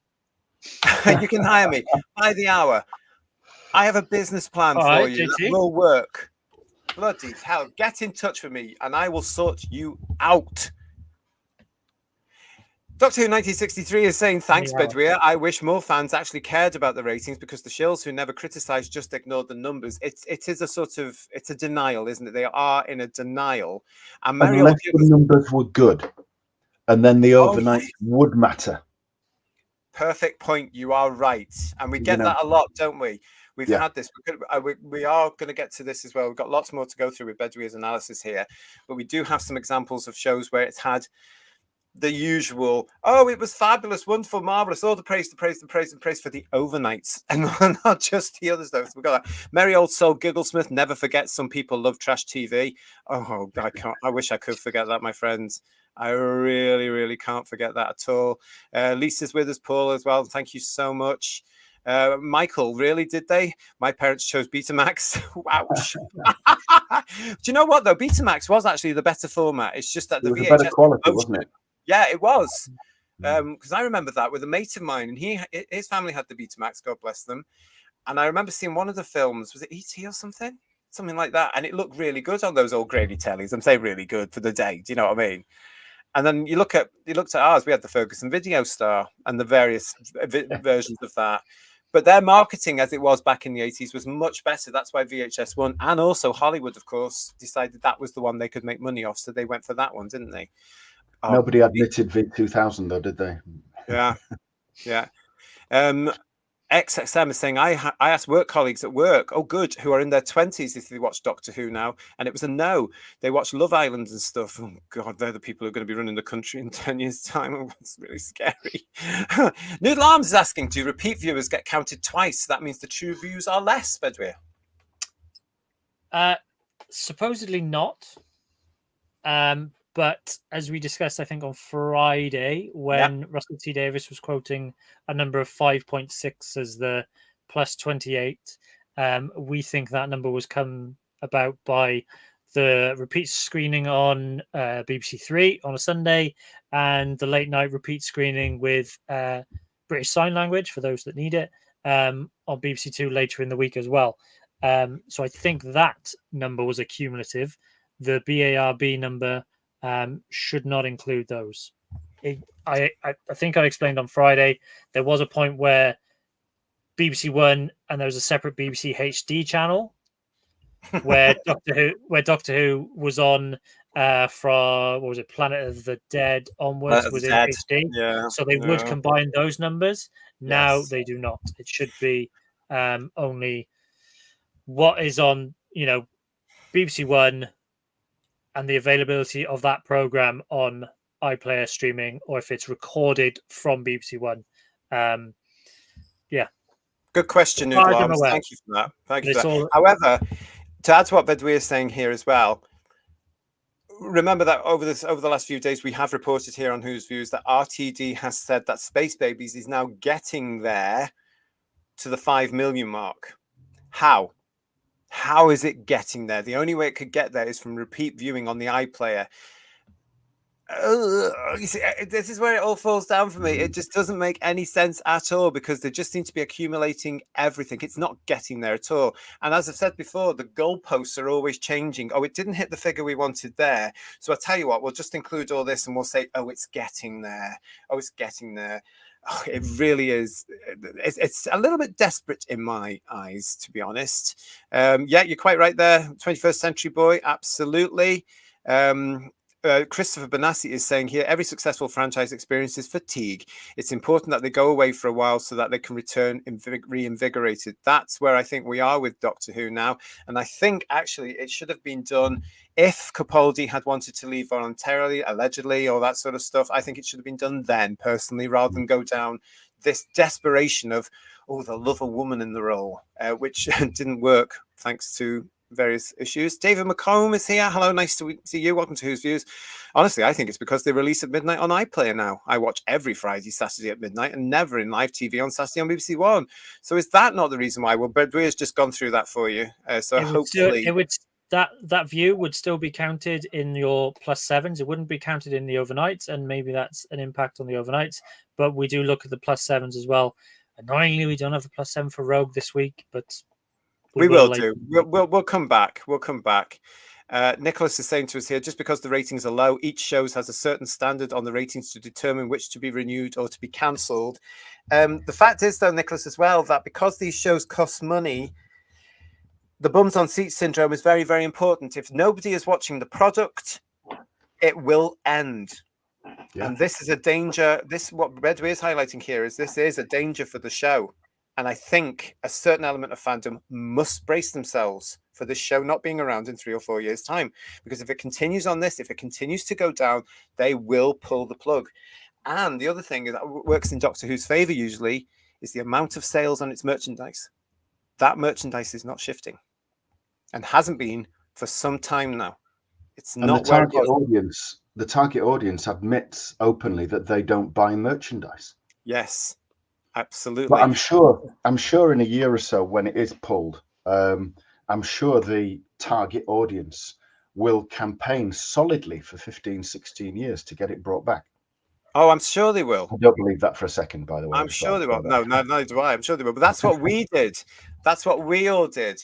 I tell you, the best sellers at the moment are these things in both versions.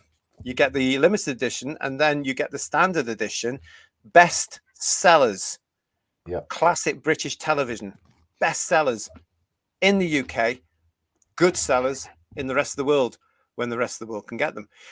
Right, so where do you want to go next, Bedouin? You tell me. I can't remember where we're at, so throw something up and we'll talk about it. Okay, yeah, so I know where we are. So this is the chart. So again, for more context, if we don't want to look at the raw numbers specifically, then we can look at chart position. So from this, we can see that for that opening 2 episodes, Doctor Who got 10th and 12th in the 50 most watched things on on UK television across the week. So this is the 7-day figures that we have. And we can see that the obvious Eurovision Song Contest was a really big ratings winner, nearly up to 8 million viewers. Britain's Got Talent, Coronation Street, all your big guns are in there. The ITV drama Red Eye did pretty well. So it is the highest rated drama for that week. Similarly, Blue Lights on the BBC is another drama. Now that was one that was celebrated as well, wasn't it? And it went to it was in at 7 with the viewers there, but that was celebrated.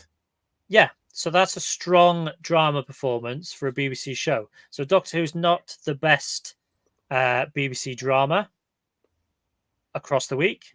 Blue Lights got more viewers, not by a lot, but it did. And similarly, it wasn't the most popular thing on the BBC on Saturday night because Eurovision Song Contest was on, understandably so. You can also see that Clarkson's Farm, we mentioned streaming before, so that was Series 3, Episode 5, which had dropped on Amazon Prime. That got more viewers than Doctor Who did. Now, which is more widely available? Probably the BBC and probably Doctor Who. Yeah. But yet, Clarkson's Farm managed to get 4 million viewers. That's an excellent point. That's because not everybody, of course, will have Amazon, but everybody has access to the BBC. It's also, I want to point out here as well, Doctor Who Space Babies number 10 there, as you can see with the figure. The Devil's Cord was literally shown immediately after on the same night on BBC One. There was not, I don't even think it was a 3-minute break. It was literally Doctor Who, quick ad, Doctor Who, and look at the difference. People judged in Space Babies, I don't like this, and switched it off. Yeah, so just to reiterate, this is the +7 numbers. So we do have +28 numbers for these, and their chart positions does change. 28 days. I mean, that's another aspect, isn't it? That's another thing. 28 days is another aspect of being blooming desperate. Come on, that's really moving the goalposts, isn't it? In fact, they moved the goalposts to another field across there. Never mind their own one. I mean, it's nonsense. Go on, sorry. No. But just again, this is context, and we will make comparisons for other stuff as we go through. Okay, so this one. So again, this is the same chart, but for the week that Boom was on. Boom. So again, Doctor Who places 18th, so it's dropped quite a bit. It is not the most popular BBC drama. That is Blue Lights. ITV's Red Eye is the most popular drama for the week because that comes out on top. And again, Bridgerton, first 2 episodes of the 3rd series dropped on Netflix. So that's a streaming service that doesn't have a broadcast time or anything like that, but it still manages to get 3.5 million plus viewers for those 2 episodes. Again, less widely available than the BBC and Doctor Who, but Bridgerton has proved to be more popular across this particular 7-day period. This just proves to me that not only are the people producing Doctor Who getting it wrong, but the entire entertainment industry is getting it wrong, because EastEnders was huge. Remember the days when EastEnders were getting anywhere between 20 million and Corrie was getting 20 million? And now we're looking at these dire figures, I mean, this is ridiculous. This is across the board, as Who viewers in the chat have been saying. This is across the board. Yeah. Doctor Who is not performing well with all this in context either. But this does show to me there is a real problem with the people producing these things. And it is down to these absolute nonsense dictates that they have to throw in every show. You are not integrating people in show business and entertainment. You are not being inclusive. You are being exclusive. Look at your figures and get a grip. We're moving on now because this one is Doctor Who Dust and Bubble. Yeah, and the same with this one. So again, I've taken, this is a selection because I've taken out a lot of repeats, because you've got the soaps, Coronation Street, Emmerdale, EastEnders, they fill up a lot of these gaps. So that's why I've taken, they are a selection of the chart. But this one, again, this was the 7 days for Dot and Bubble, which was quite low down at 24. And you can see that Britain's Got Talent really dominated. It had 6 of the top 10 because it was on pretty much every night that week. But if you take that out, Doctor Who is still down outside the top 10. It's still being beaten by, a new series of The Great British Sewing Bee.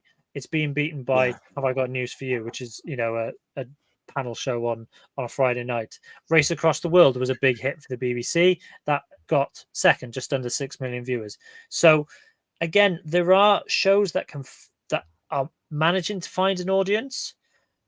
We've talked about this before, where the Doctor Who is now in the wrong slot, particularly this time of year, and maybe that I needs to think be so looked at. personally. That was Yeah, a Disney dictate, though. Don't forget, this was a Disney dictate. RTD wanted it on in January, where it might have performed a little bit better. That's why I think he'll get his way this way. But Disney dictated, and the BBC bent the knee and let them. And Disney said, no, we want this on in May. Well done, BBC, for letting Disney dictate to you. You're the BBC. Come on. So again, a lot of people, want to put the context of television being watched as a whole. So this is what this chart hopefully represents. And some weeks Doctor Who does pretty well. With that last one, it doesn't do so well. Dot and Bubble was quite a long way down. There were much more, there were many more other shows that the British public were more interested in watching than Doctor Who in that 7 days. We also have to look at the fact, guys, that actually members of the great British public may be coming to watch this and going, what a load of old poo, and turning it off. That's a possibility.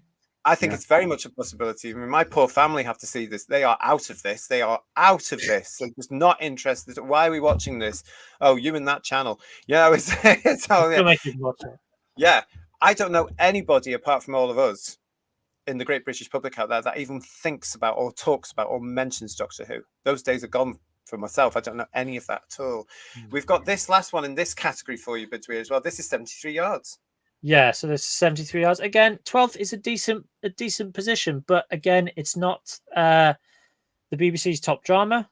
That's Blue Lights once again. It's not the best drama, in terms of ratings. Red Eye does pretty well. Again, is it the time slot? Is it the positioning? Is it the day of the week that it's shown on? Again, Britain's Got Talent dominates with, third and fourth.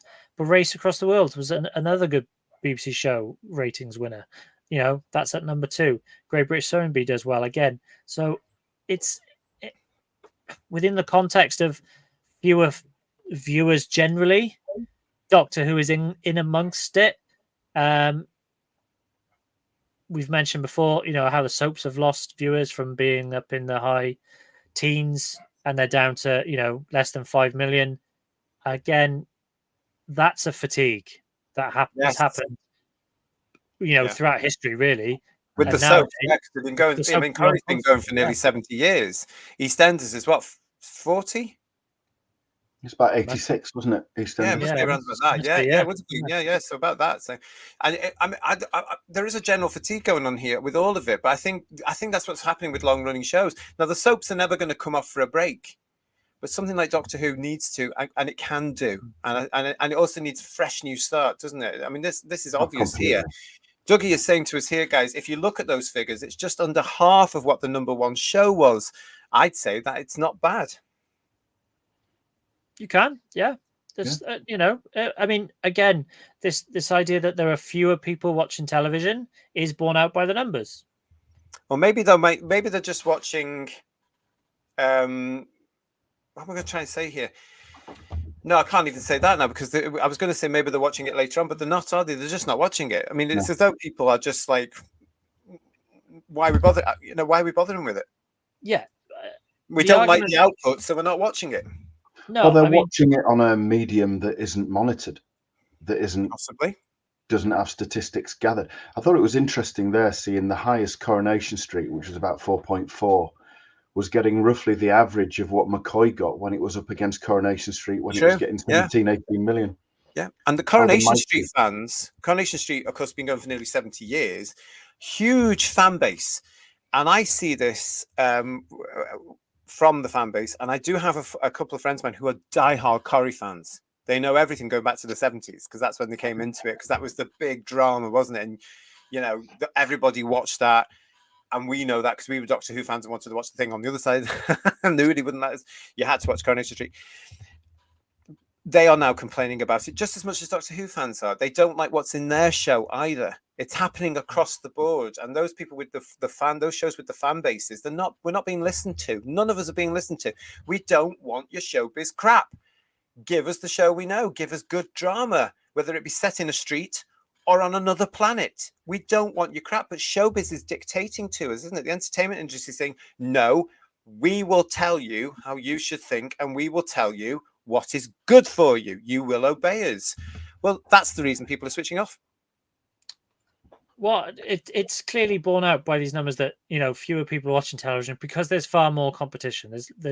We've mentioned the streaming services, but sometimes, you know, the big programs on the streaming service are making it onto this chart that we've highlighted: Clarkson's Farm, Bridgerton, etc. So they do have an impact, but there's so much choice and there's so much content out there for so many people. So television needs to adapt and needs to be that go-to thing, which, you know, we'll see now with European Championship football on. It will do massive numbers because that's event and you've got to watch it live. And television needs to come back to being that thing you've got to watch live. Otherwise you miss out and you miss that conversation when you go into work the next day. Exactly. Lex is saying to us here, Lex Kane is saying, dot and bubble. The ratings bubbled away as no one was watching. Summer is when people go away, go to the cinema and sports events and big sports events. There's summer concerts as well. Let's throw that into mix. We've got Swifty over here at the moment doing fantastic business. Disney are just thinking dollar sign. Well, of course they do. That's all Disney do. It's ka-ching, ka-ching, ka-ching. But to an extent, so does BBC Studios. They're just not doing it properly because they are businesses and they have to. Bad Wolf, again, they will be doing the same thing. The problem is what they've got with when it comes to Doctor Who, as we all know, is they've got a fantastic legacy. They've got a fantastic, what is now a fully fledged franchise. They've just, in my opinion, got the wrong people running it. Yeah. And I think that's borne out here. I mean, what we're not talking about, and what none of us have talked about, is this is a flop for a writer who everybody in the industry allegedly adores. How's that going to be looked upon? He is seen as doing no wrong, isn't he? Or he has been. But he cannot deny now that he's got an absolute failure to his name. And he doesn't like talking about his failures, does he? Because that one set in Wales, in the Welsh Valleys, didn't do very well, did it? You've mentioned the one about the guy that won the lottery. Yeah, that was just before Doctor Who as well. Nobody talks about it because nobody watched it, and they don't bring it up at all when they're talking about his career. What they always go back to is Queer as Folk, as we know, and they go to the relaunch of Doctor Who, and everybody assumed that the magic was going to happen again, as a lot of people are saying in fandom. But television's changed. People don't watch television the way it's for. Does Doctor Who have a future in an ever-changing platform in the future? Right now, I'm not too sure. Failed Writer is joining us saying, where is the below 2 million party being held? Obviously, it will be sometime next week. BAFTA. And Matthew is saying to us, there's always, Matthew Pounder, hello, there's always a massive drop-off after game-changing episodes. So where was the game-changing episode this season? Rogue. Matthew, tell me. What? Rogue. Yeah, tongue sandwich last week. Why is that a game changer? Well, it was game changer for the target demographic, wasn't it? But everybody else thought and turned off. Oh, I see. For the reviewers, yeah. Well, again, the great British public will not want the Q Doctor. So if that is the case, let's see again this weekend. Let's see what the overnight is on Saturday when we do our review of Empire of Death on Sunday. Hartnell's Ghost. Fewer folk watching TV. True. I'm watching you guys on YT now on my TV, like many others. One thing about 2020 is the explosion on this platform, especially, of people finding other content producers. And that's something the entertainment industry, I think, across the world, hasn't quite got to grips with yet. Look at us. We're producing television here now. There are millions of other people doing the same thing. We are all basically doing television. Yeah, and this is why I'm presenting this chart and highlighting that numbers across the board are lower than they have been in the past. Yeah, and TV generally needs to adapt and put out more content that is of attention grabbing. You know, just because you've got to get people off watching stuff on YouTube and being on TikTok all evening and stuff like that if you want to see these numbers grow. Yeah. And for those watching from studios and stuff like that, taking a very, very big, like this platform, YouTubers, whatever, and putting them on Strictly Come Dancing is not your answer. That's not the answer, although I am available.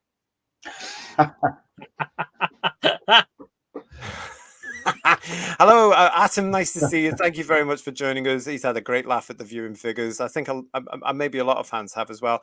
And Benjamin Elliott is saying to us, this era got treated as a golden age of prosperity with RTD and the pirate running the Doctor Who planet. And egg on the faces, I think that's all coming now. Yeah. Dougie Stewart says they may bring back Moffat. I certainly hope not. I would rather have fresh, new, and not ideological people. I still like Pete McTeague. Although how far up down that road he's gone, I don't know. Richard Brooks is with us as well. What are you saying? The fan I know who likes the current stuff is really looking forward to watching proper Doctor Who. It's good to know that we can bond over the things we both like about Doctor Who. Well, I mean, there are now 3 versions, basically, isn't there? There's the original version, 1963 to 1989, my favourite, my Doctor Who. Then there's the 2005 to 217 version. And now you can also say there's the 218 to current day version. You know, there's that version. So aren't we lucky in a sense that we've got 3 versions of the same? And one day there will be a 4th. Ooh, oh yes, it's on the way. Right, let's get on to this now. We're just going to take a very quick break for those of you that need to be reminded that this is service from Who's Views is available to you.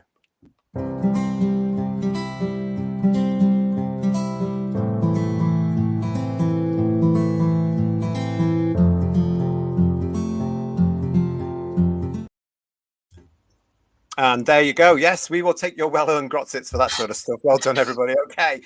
Glitz and Dibber are in the building. All right. So we're carrying on with what Bedouin has put together for us. You are watching Who's Views. This is your headlines. You are very, very welcome. Thank you for staying with us. And thank you for subscribing to the channel. Thank you for all these things called Super Chats as well. We're absolutely delighted and we're honored. So thank you very much. Yeah. Bedouin, we've been criticized about not looking at bigger pictures until now. Yeah, so here we go. Let's talk about some other shows and other chart ratings. So there's a slight error on this one because it's supposed to be the 8th to the 14th of January 2024. But this goes to demonstrate that for that particular week, Gladiators on BBC One in the same sort of time on a Saturday evening as Doctor Who has been, was getting 8.37 million viewers. That was a big hit for the BBC. They made a big deal out of it. And it's backed up by other shows, you know, The Traitors, Call the Midwife, Silent Witness, a lot of BBC One shows in that top 10. It's a different time of year. I appreciate that, you know, January, not ideal. The Weakest Link and Casualty, you know, slightly later in a time slot, but Michael McIntyre's big show, 10 to 7, exactly the same time slot as Doctor Who, was getting 5.7 million. Doctor Who's not at that over 7 days. Now, can I just point out as well that what Bedouin has supplied for us here, again, official figures, all official from the BARB.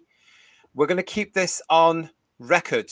For the reason is, if Doctor Who comes back for Series 2 after Christmas, if it comes back at in a January slot, where a lot of us fans are saying to us it's going to work better there, we have these figures from this year and we will be comparing them to see if it does, because I reckon it will go down to where Casualty is. Now, Casualty, for those of you outside the UK, another long-running show, 40 years, yeah. 40 years, huge fan base.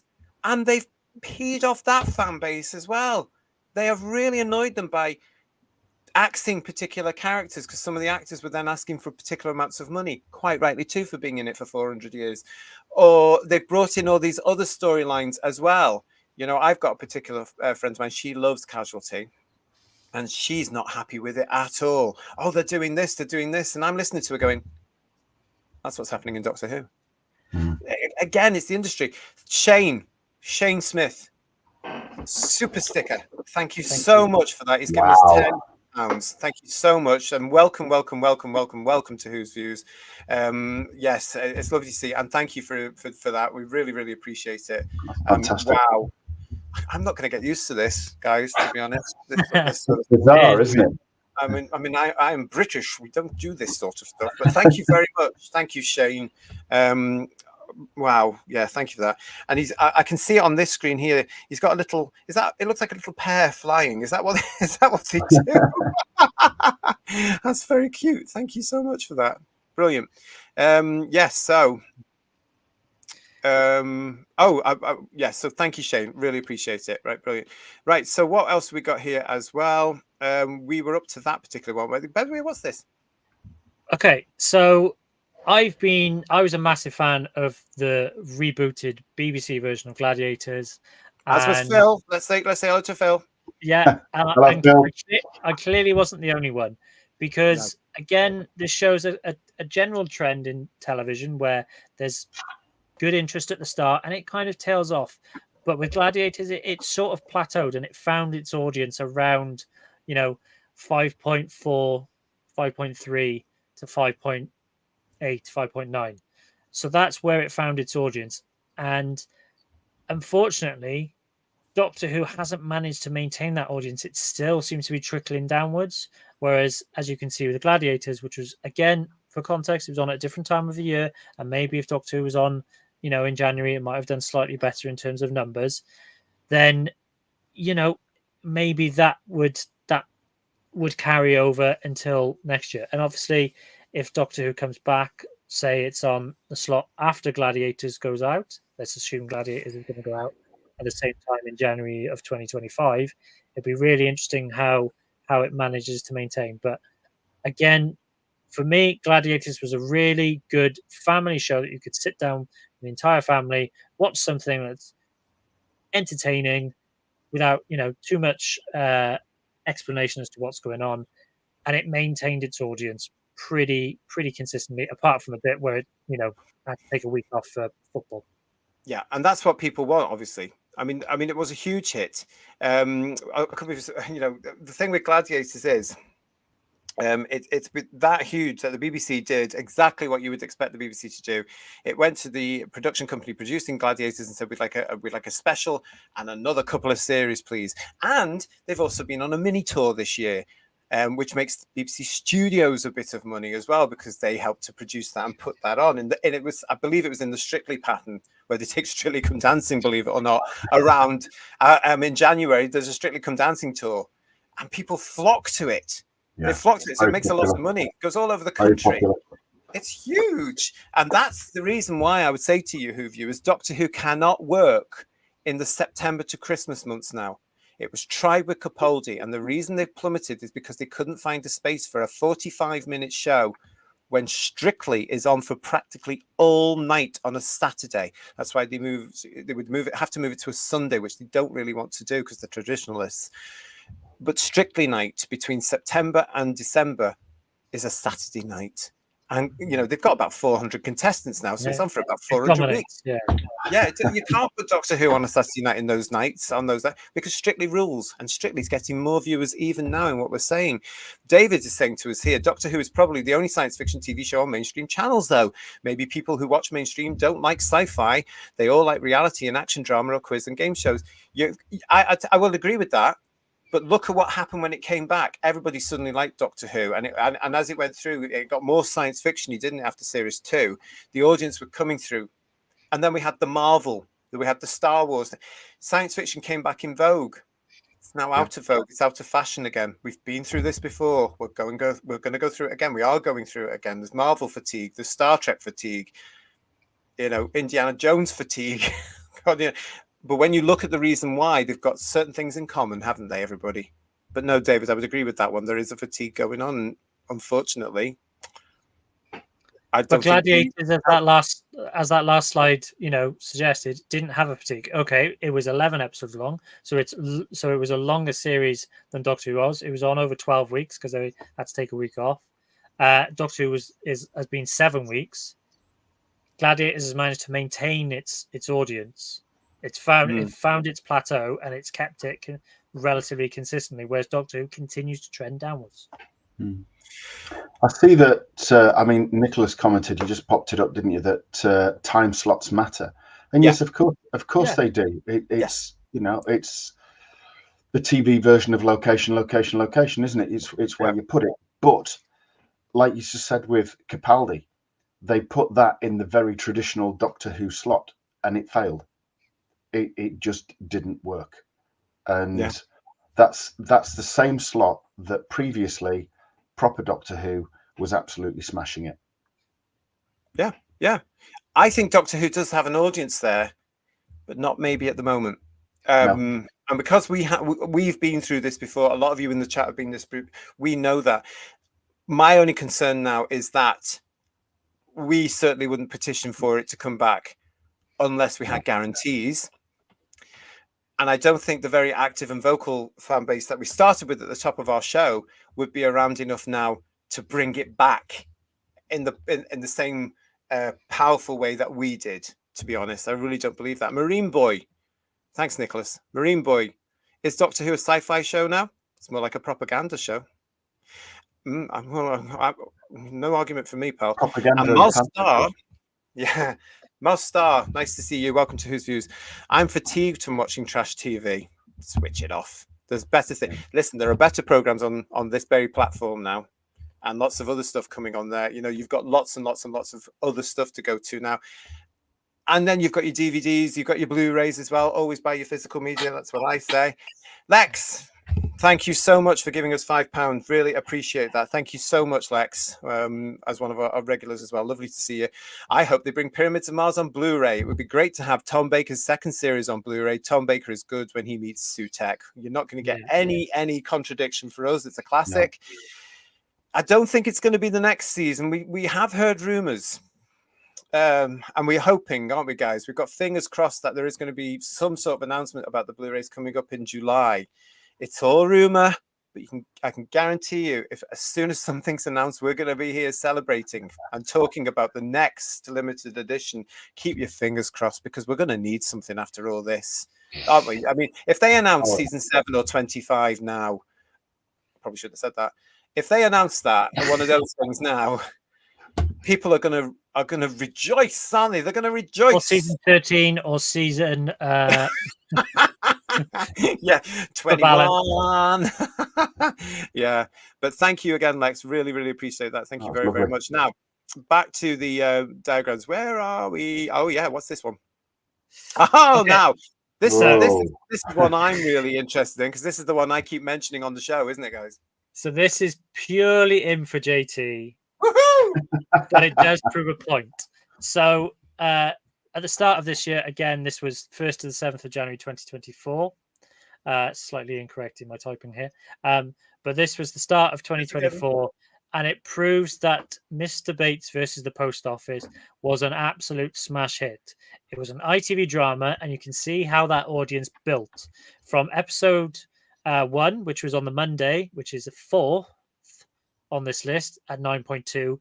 It built gradually over the week to the 4th and final episode, which was 10.39 million on the Thursday. And this is over 7 days as well.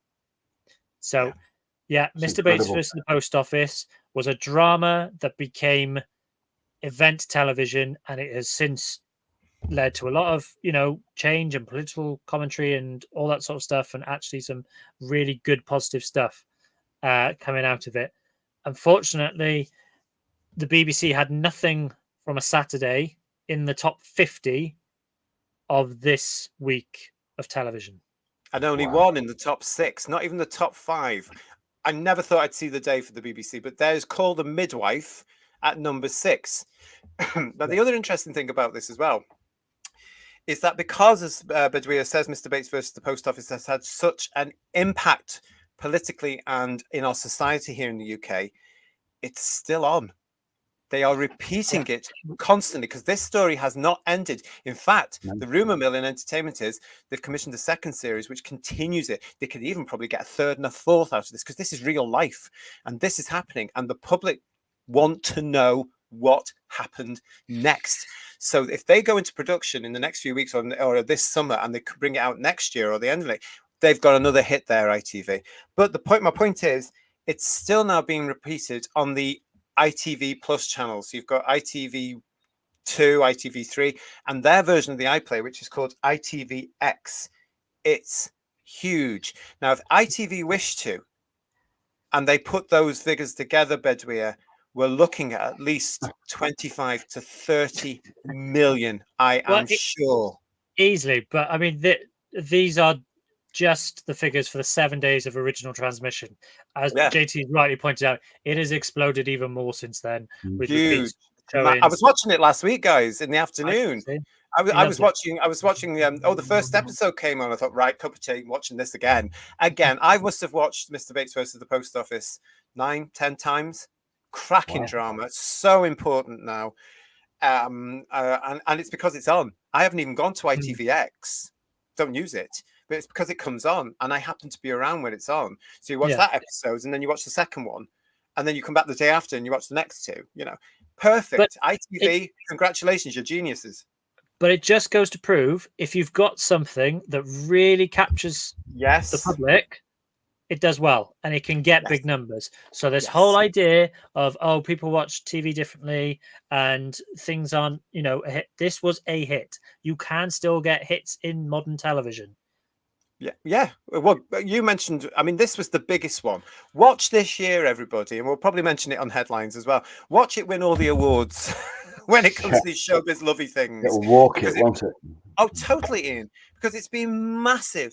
A huge look at the effect it's had in government, and I'm talking all the political parties that we have in the United Kingdom. Now, every single one of them took notice of this drama because they had to, because the public did sit down on the night and watch this thing, and then went, "This is outrageous! How dare this have happened?" It's been going for nearly 30 years. This drama, I remember hearing about it years and years ago, and it was all hushed up. Scandal. Just Jordan is saying it was brilliant, well written and well acted, proving that if you put something good on, people will sit down and watch it, which is what we're always saying, isn't just Jordan? Now, if Doctor Who had that caliber, if it was something that wasn't alienating the masses and was good, proper sci-fi drama with the Doctor, a Time Lord from Gallifrey, in his TARDIS, battling bug-eyed monsters every week with damn good stories, I think that would have worked. But it isn't, and now it's got a reputation, and it's not a good one in the UK. It's been ridiculed left, right, and centre, and it's such a shame. It really is. When you consider when he brought it back in 2005, it was coming from a position of, in some areas, the memory of it over those 15, 16 years had led to a lot more ridicule.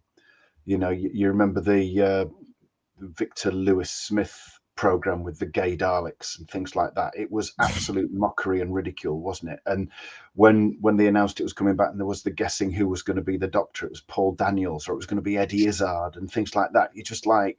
You couldn't, it might as well have been Mrs. Bloody Merton. There was no common sense coming out of it at all. No. And it got with Eccleston, it got its credibility back. And it was taken serious again, yeah. And what Russell T Davies has done now, he's brought the ridicule back. A drag queen. Never want to go back to. Yeah. We might as well have Eddie Izzard now, because there's no difference, is there? No, that would be good in the credits. It depends what day of the week it is with that one, I'll tell you. I used to like him. I can't be bothered with him anymore, please. Another one pushing all that sort of stuff and just, anyway, no, I'm going off a tangent. Harnell's Ghost. Another question for Bedouin. You're popular. Does our BBC release individual iPlayer viewing figures for the classic and new episodes on that platform? Not publicly. It must have some way of recording them. But, this data is from the BARB, as we've mentioned, and unless it breaks into a top 50 or a top 100, it won't register, unfortunately. It's so very annoying. Might do well the next week or so, but at the moment, no. It's very frustrating because, of course, those programs that are on the iPlayer and the radio shows that are on the iPlayer have all been paid for by the British public. It goes back decades, the iPlayer. I mean, look at Doctor Who. They've got from the Daleks onwards, from 64 onwards. You know, that's been paid for by the British public. They have a responsibility. If the British public wants it, they should be putting those figures into the public domain, because by God, it's been put. I mean, we as Doctor Who fans, we've paid for those series several blooming times over. Our parents or our grandparents with the TV license, video sales, DVD sales, the Blu-ray sales, plus our own contributions over the years to the TV license fee. They should be pushing that out, and yet they don't. And I'm not sure. I'm going to look into that, mate, Heartless Ghost, because that's very interesting. The iPlayer, you need the TV license to access the iPlayer. So therefore, it comes under the TV license. So therefore, the figures should be made available to the British public. Because it's not BBC Studios, because that's private and they don't have to. But the iPlayer is paid for partly, I would imagine, through the... yes. So that should be out. I will do some digging. Yeah. I will do some digging. Let's see what we can find out. Thank you, Bidwea. And also, Dalek, I Love You is reminding you that Baby Reindeer has been a huge hit. That will also get a lot of awards. Well, it's been widely talked about. Yes. But that hasn't necessarily transferred into views, unlike, as we've seen, Bridgeton and Clarkson's Farm, which have actually made it into top 10s, top 20s for viewers in the UK.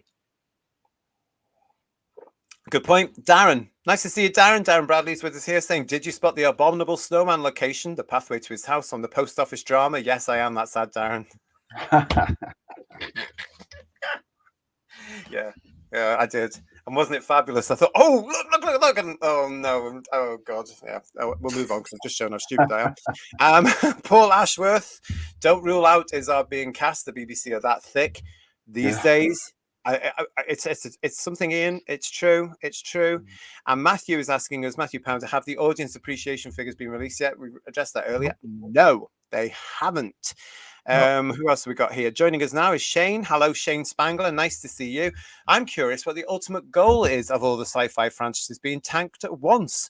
The showrunners must know what they're doing. Are they acting under orders? It's interesting, isn't it? Because I believe on another show that escapes me now, because I don't follow it, but the fans of that particular sci-fi show over in the States have also now been, over the last few days, been attacked. And this showrunner, from it's either Sci-Fi or one of these superhero things, has come out saying, I don't care if you don't like the narrative we're putting into this, just don't watch it. Why are they all insisting on following this narrative of let's just alienate? You're not getting a new set of people as Mr. Monsoon thought we were going to be to replace us. Why are they doing that? It's absolute. It's just isn't it? Really, they've lost the plot. A lot of them, Shane. I think it's the latest Star Wars iteration, Acolyte, that they were doing. No, I don't think it was. It was something else. And I can't remember what it was. But they have as well. They're all the same, and they're all following. This is why I keep saying this cult-like thing that's going on here, and this obsession of bending the knee when all we want is integration and to be treated as human beings. But they're so busy segregating us and putting all this stuff out, aren't they? And pushing it into our shows. And I've said it before, guys, as science fiction fans, we were one of the most wonderful, welcoming genres, because we've been messing around with blue-skinned and green-skinned aliens for decades. Robots, for heaven's sake. You know, we've got best mates that are robot dogs, for crying out loud. And what I think what's going, I'm off now. I'm off. But look, one thing I think that's gone is simply because these people have come in with their agendas, and all they've seen are white heterosexual males in science fiction thinking they need to be told. Get them. How wrong were they? How wrong were they? Oh, they've done. Listen, Double O Inside's with us. Hello. Is there any value to the Doctor explaining regeneration to Ruby? He said we can use it to change our face and hide ourselves away. Mrs. Flood said 10 minutes later, I'm always hiding myself away. Well, firstly, 10 out of 10 for paying attention. I'm really impressed with that Double O Inside. I'm struggling to care.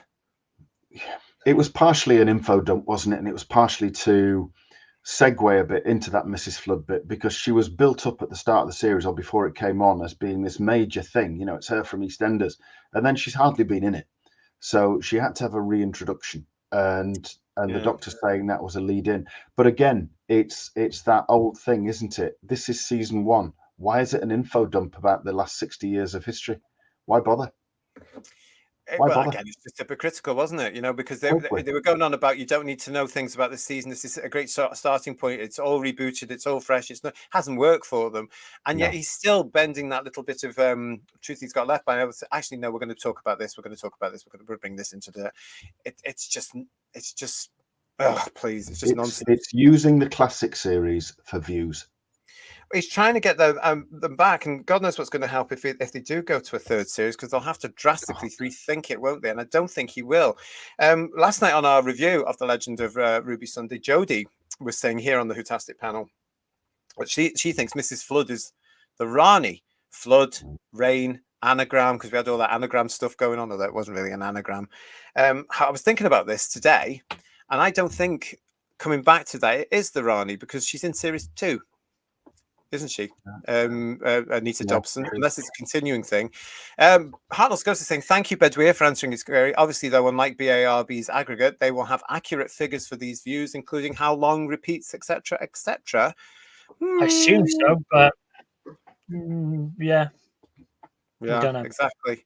What else we got here? Alpha Storm, it says the boys. Thank you so much. And Wayne as well was agreeing it was the boys, and it has gone a bit woke. And yeah, apparently their summer was coming along, and I saw that and I thought, not another one. You're out of a job, mate, because your fan base will walk, and quite rightly too. Shane is also saying, what's the goal? What is the goal? What's the goal of this? It's the goal, Shane, is to push the narrative, is to push their policy, is to push their ideological beliefs onto the rest of us. It's a cult, it's a dictatorship. And as our caller earlier in the show said, if we do not think like them, we're a phobe, an ist, or ot, or a right winger. It's just utter nonsense. And these are the people running TV and entertainment. And as far as I'm concerned, they're the ones we need to be frightened of. So that's the problem, Shane. That's what I think anyway. But thank you for coming in and giving us your opinion there. Paul Rose is joining us, guys. They've all been losing money hand over fist for the last 5 to 10 years. How has the penny not dropped? I bet you the accountants it has, but the message is bigger than the money for them, even though they will drive these businesses into the ground. I think they'd rather see that. Yeah, it's bizarre. What's this from Moriarty? Nobody wants to mention Mel had a device in her palm when she sucked Susan Twist's hand. Well, I've forgotten about that. But she used that back in the Unit Tower, didn't she? She used the data from it to do something. DNA sample, wasn't it? I have no idea. It did something. It was DNA to work out if it's human or not. Oh, yeah, there you go. Well done. See, Bedweir watched it once and he was paying attention. So 10 points to you as well. Yes, so it's all good. And Richard is saying to us here, Richard Brooks is saying, Ian, it's because they used a bait and switch. This was never going to be able to stand on its own. They appropriated the classic diamond logo to bait and switch. And by God, it worked. It worked. Yeah. But one of the questions I'm going to be asking you over the next few weeks is this series worthy of that logo? Who viewers, stay with us, because I am going to be asking you all that very, very, very soon. Listen, we've had a great show. Bedweir's given us some more stuff here, but I think Bedweir, if that's all right with you, we can save those for another time because we've got more details to go through and you'll have updates. Is that okay with you? That's fine by me. Go for an awful lot. I want to say a huge thank you to Bedweir for putting all that detail together. And again, Ian, thank you for joining us again. It's a fascinating subject. We as Doctor Who fans, we have been absolutely besotted with the word ratings and what it involves since 1985. For those of you that were there, you'll know why. You will know why. But we have, and that's why we're taking an interest.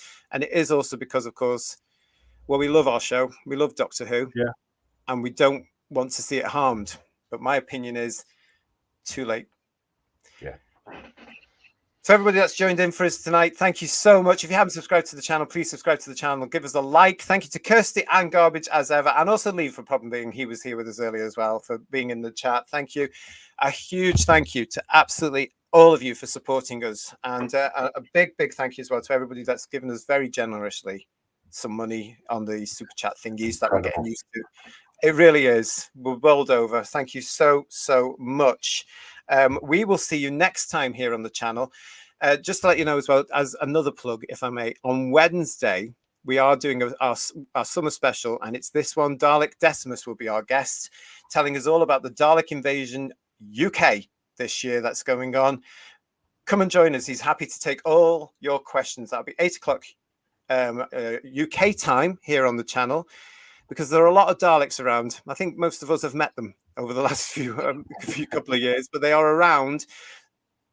Turn out to be they're all right, actually. So yeah, they're going to be joining us. We will see you next time though on the channel. Until then, again, huge thank yous for all your support. We really appreciate it. Take care of yourselves. We'll see you again soon. Bye everybody. Bye everybody.